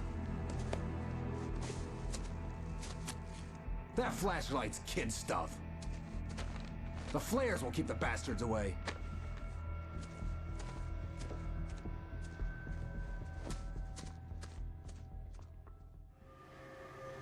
You can see them too? Hell, of course I see them. Come on, we gotta move. Why? Because that's the way the story goes. Yeah, but... Let's move! I lost my gun back there. Oh, I've got a gun. Just keep that light steady on him. It took a moment, but then I recognized him. He'd been on the ferry when I first arrived here with Alice. He knew my name. We were headed in the direction of Lover's Peak. There was no way this was a coincidence. He was the kidnapper. Come on, Wake! You better keep up.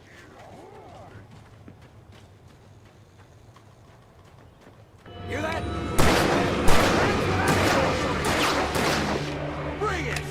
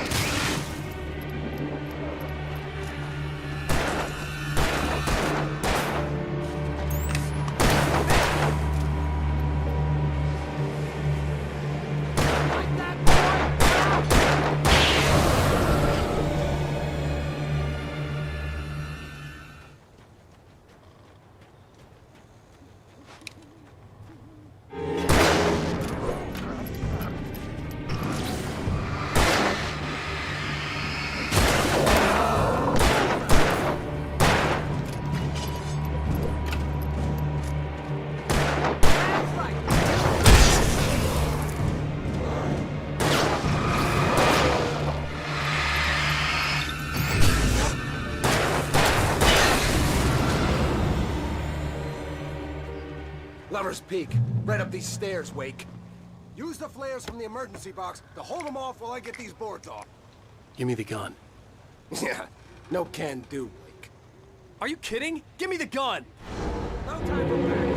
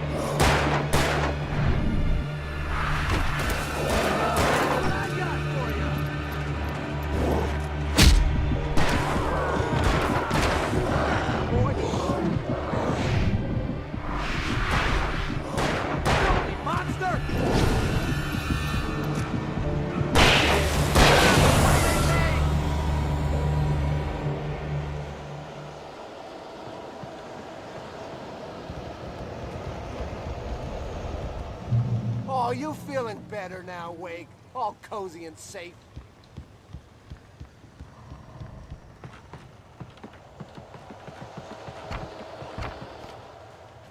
Better get ready. They'll be on us soon.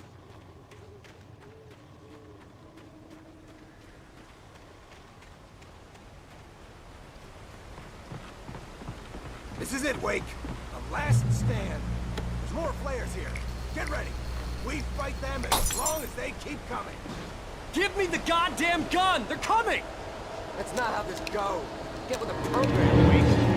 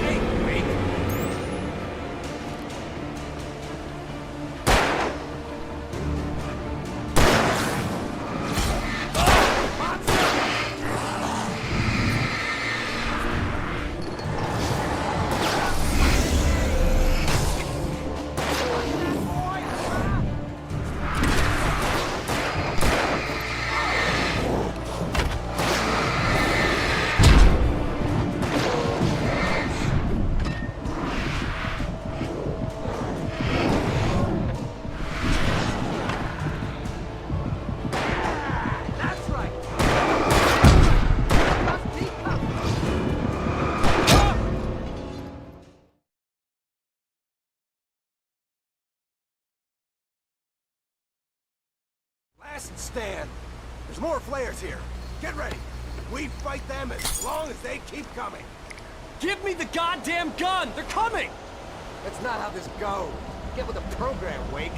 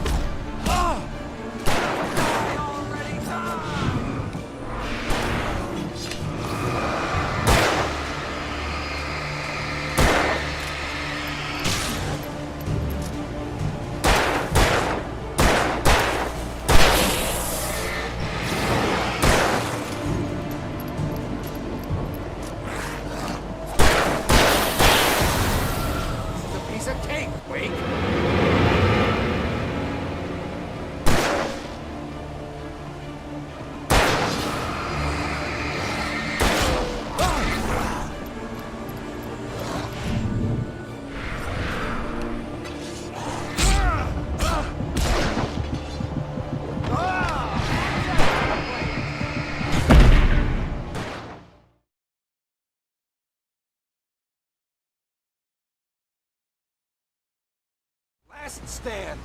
There's more flares here. Get ready. We fight them as long as they keep coming. Give me the goddamn gun! They're coming! That's not how this goes.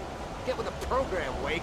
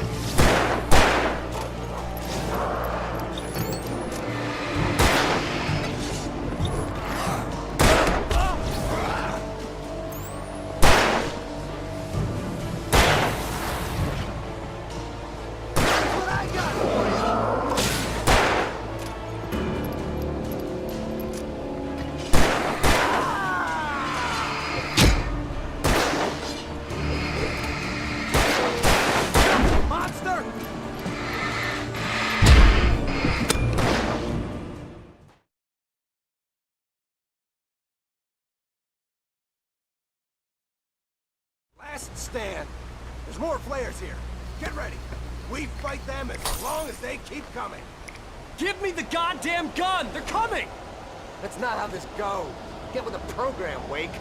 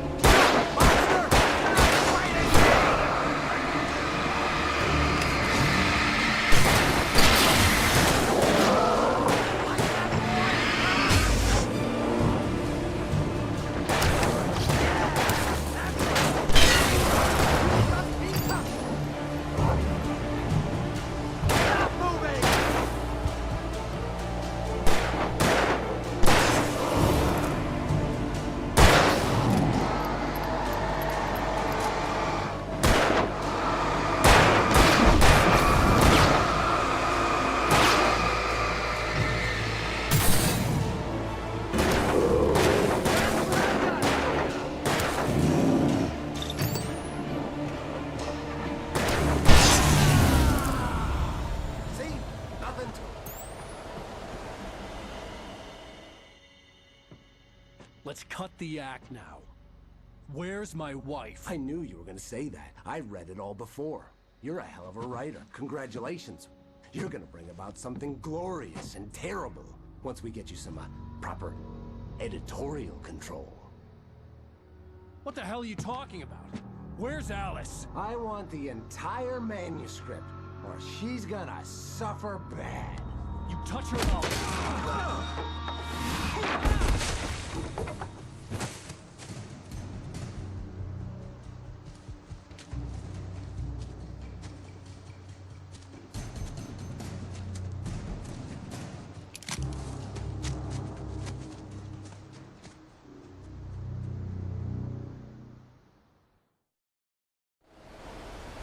You're gonna give me the manuscript or you'll be sorry!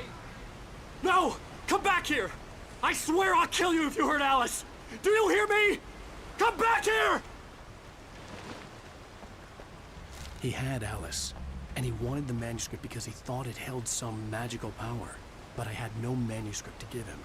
I had to get back to Barry and figure out my next move. On more than one occasion, Alice had tried to explain to me how it felt to be afraid of the dark. To her, darkness wasn't simply the absence of light, but something more tangible than that. It was something you could touch and feel. Worse than that, it was something with a mind of its own, something malicious and malign. For her, things changed when they were wrapped in darkness. They turned into something else, something foreign, and nothing was safe or innocent anymore. I'd never really understood what she meant, until now.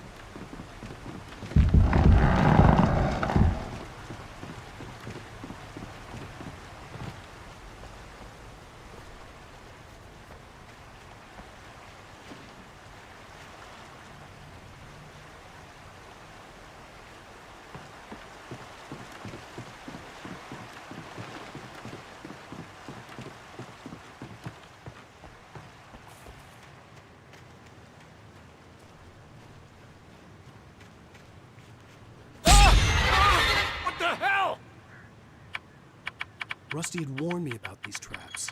It hurt like hell. I was stuck.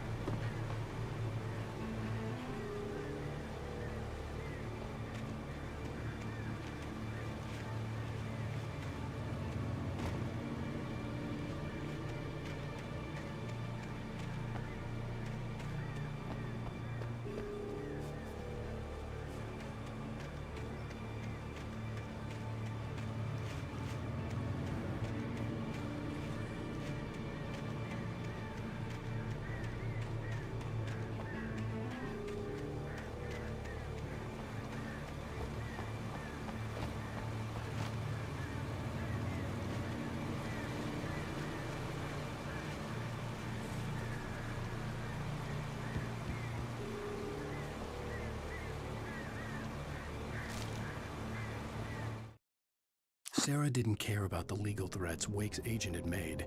She let Wake go without argument, because there was something about him she couldn't quite put her finger on, something that reminded her of her father.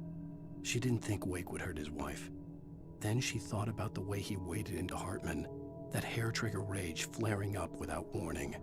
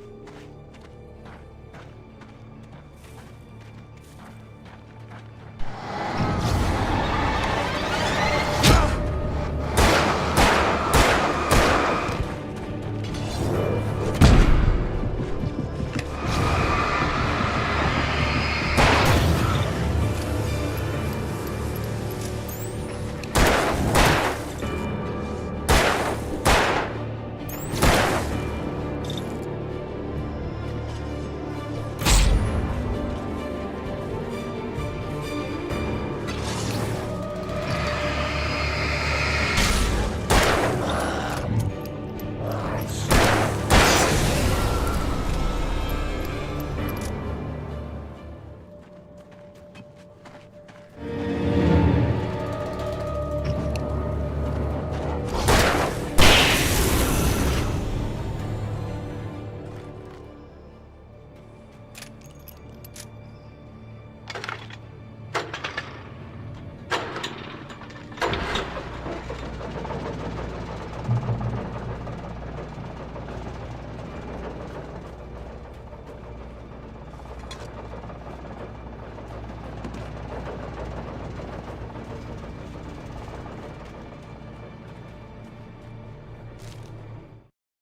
The night had been one desperate situation after another.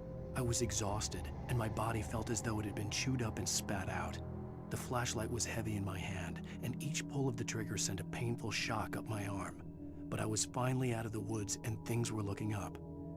That's when I heard the chainsaw.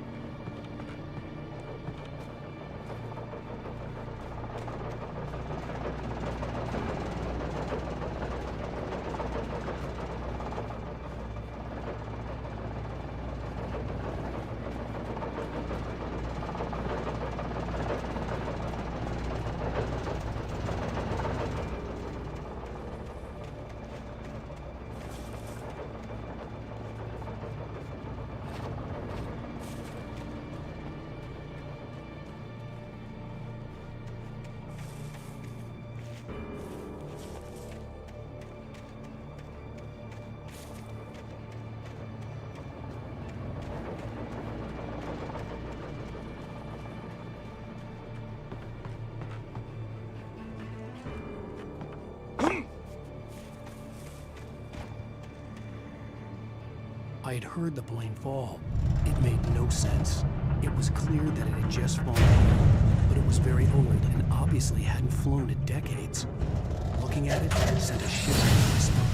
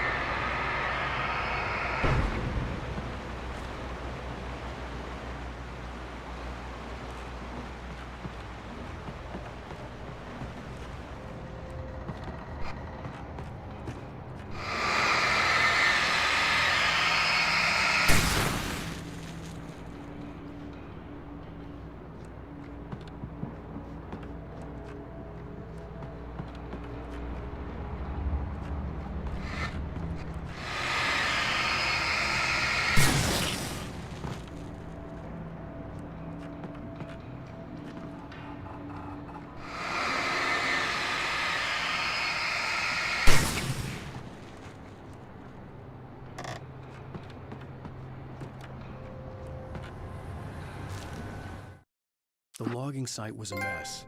The modular office had been pushed off the cliff. Deputy Thornton climbed up from the wreckage excited, breathing hard from the exertion. Nobody there. It's weird. Don't you think that's weird? Bored, Mulligan let out a mighty snort. Hell, it's always weird, Thornton. Just a question of sorting out what kind of weird it is this time around.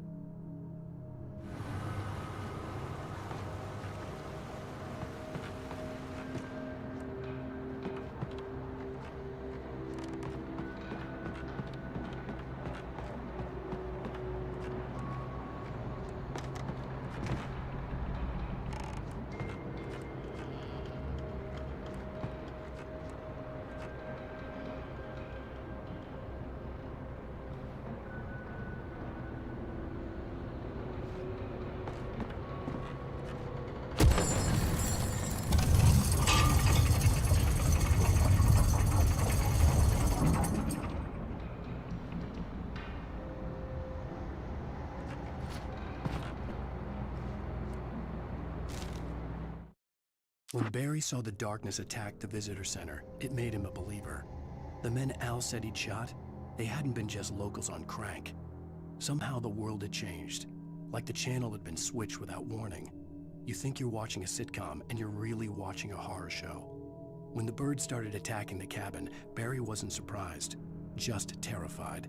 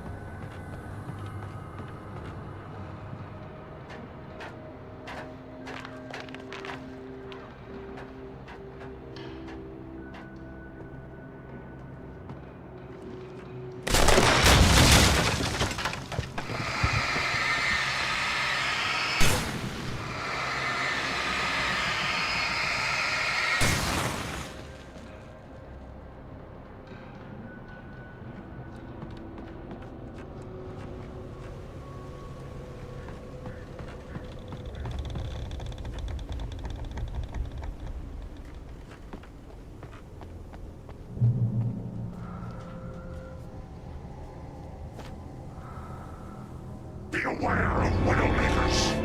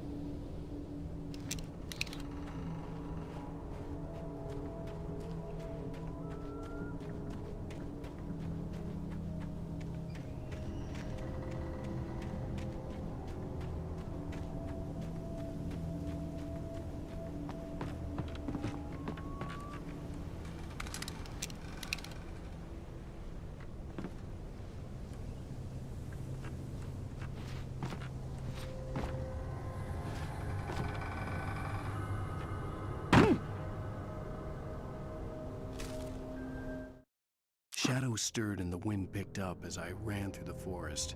I felt the dark presence turning its gaze toward me.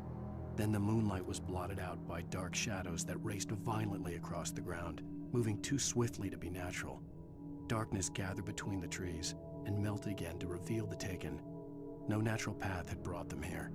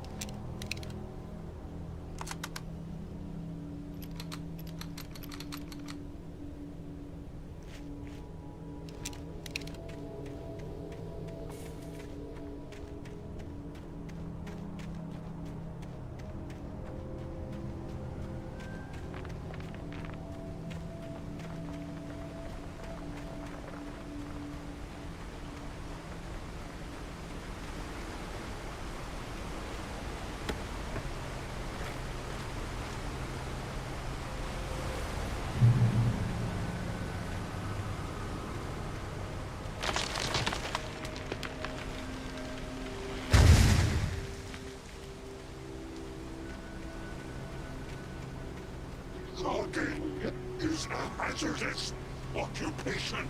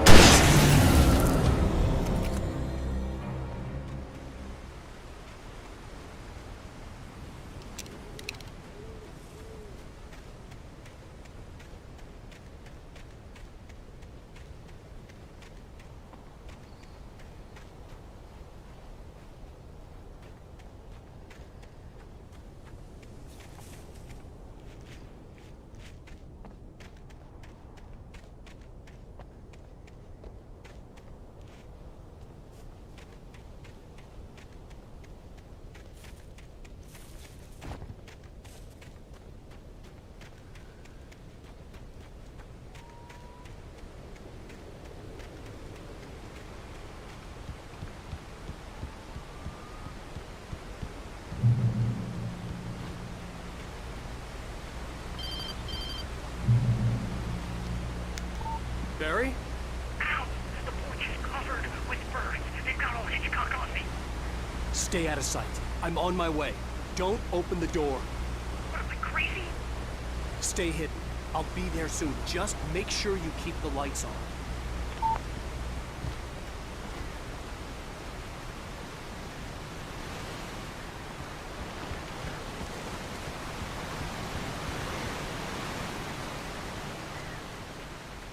I still had to reach Barry at the cabin, but at least I was out of the woods.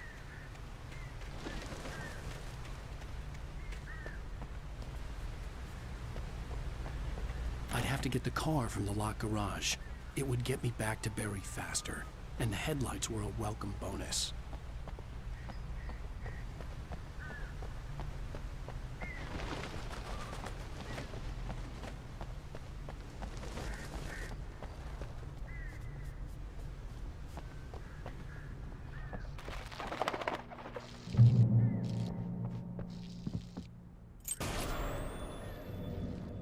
A story is not a machine that does what you tell it. A story is a beast with a life of its own. You can create it, shape it, but as the story grows, it starts wanting things of its own. Change one thing and you set off a chain reaction of events that spreads through the whole thing. The characters have to be true to themselves. The events need to follow a logic that fits the story. A single flaw and the magic is gone. The story dies. Alice dies.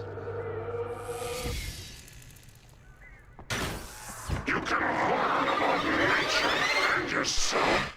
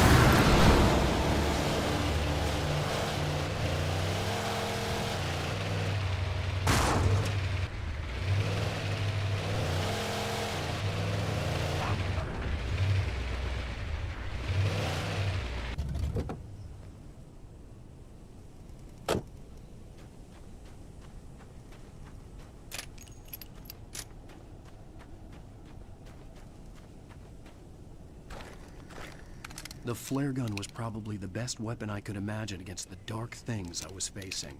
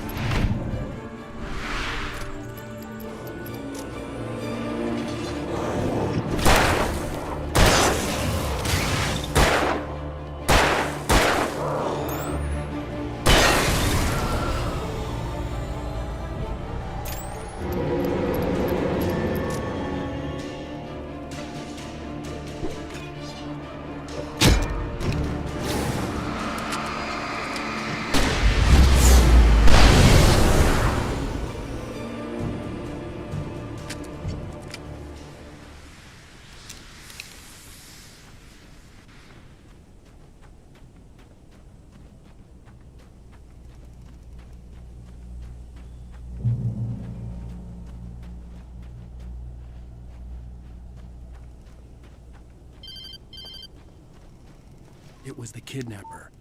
You son of a bitch! Where's my wife? Enough horseplay, Wake. You deliver the manuscript, and you can have your woman back. Simple as that. I don't... Listen. I'm gonna need time to finish it. I still need to write the ending. I need a week. Not done? I need a week. 2 days. The old Bright Falls coal mine is nearby. You can find it easy, city boy. The main building, there at noon. You bring the manuscript, you'll get your wife. If not, well, get me. Yes, I get you.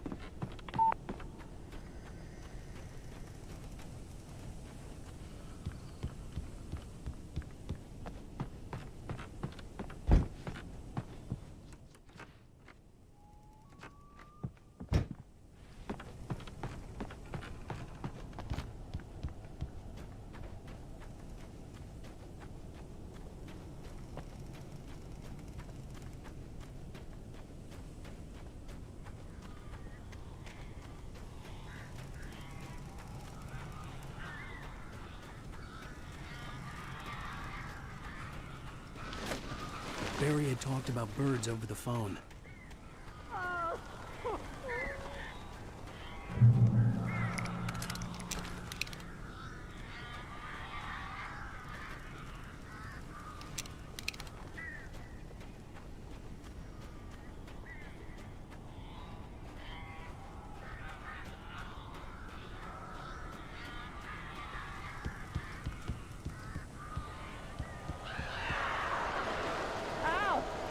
I am so glad you're here. A couple of them got in here before I blocked the chimney. This isn't normal. These birds are weird.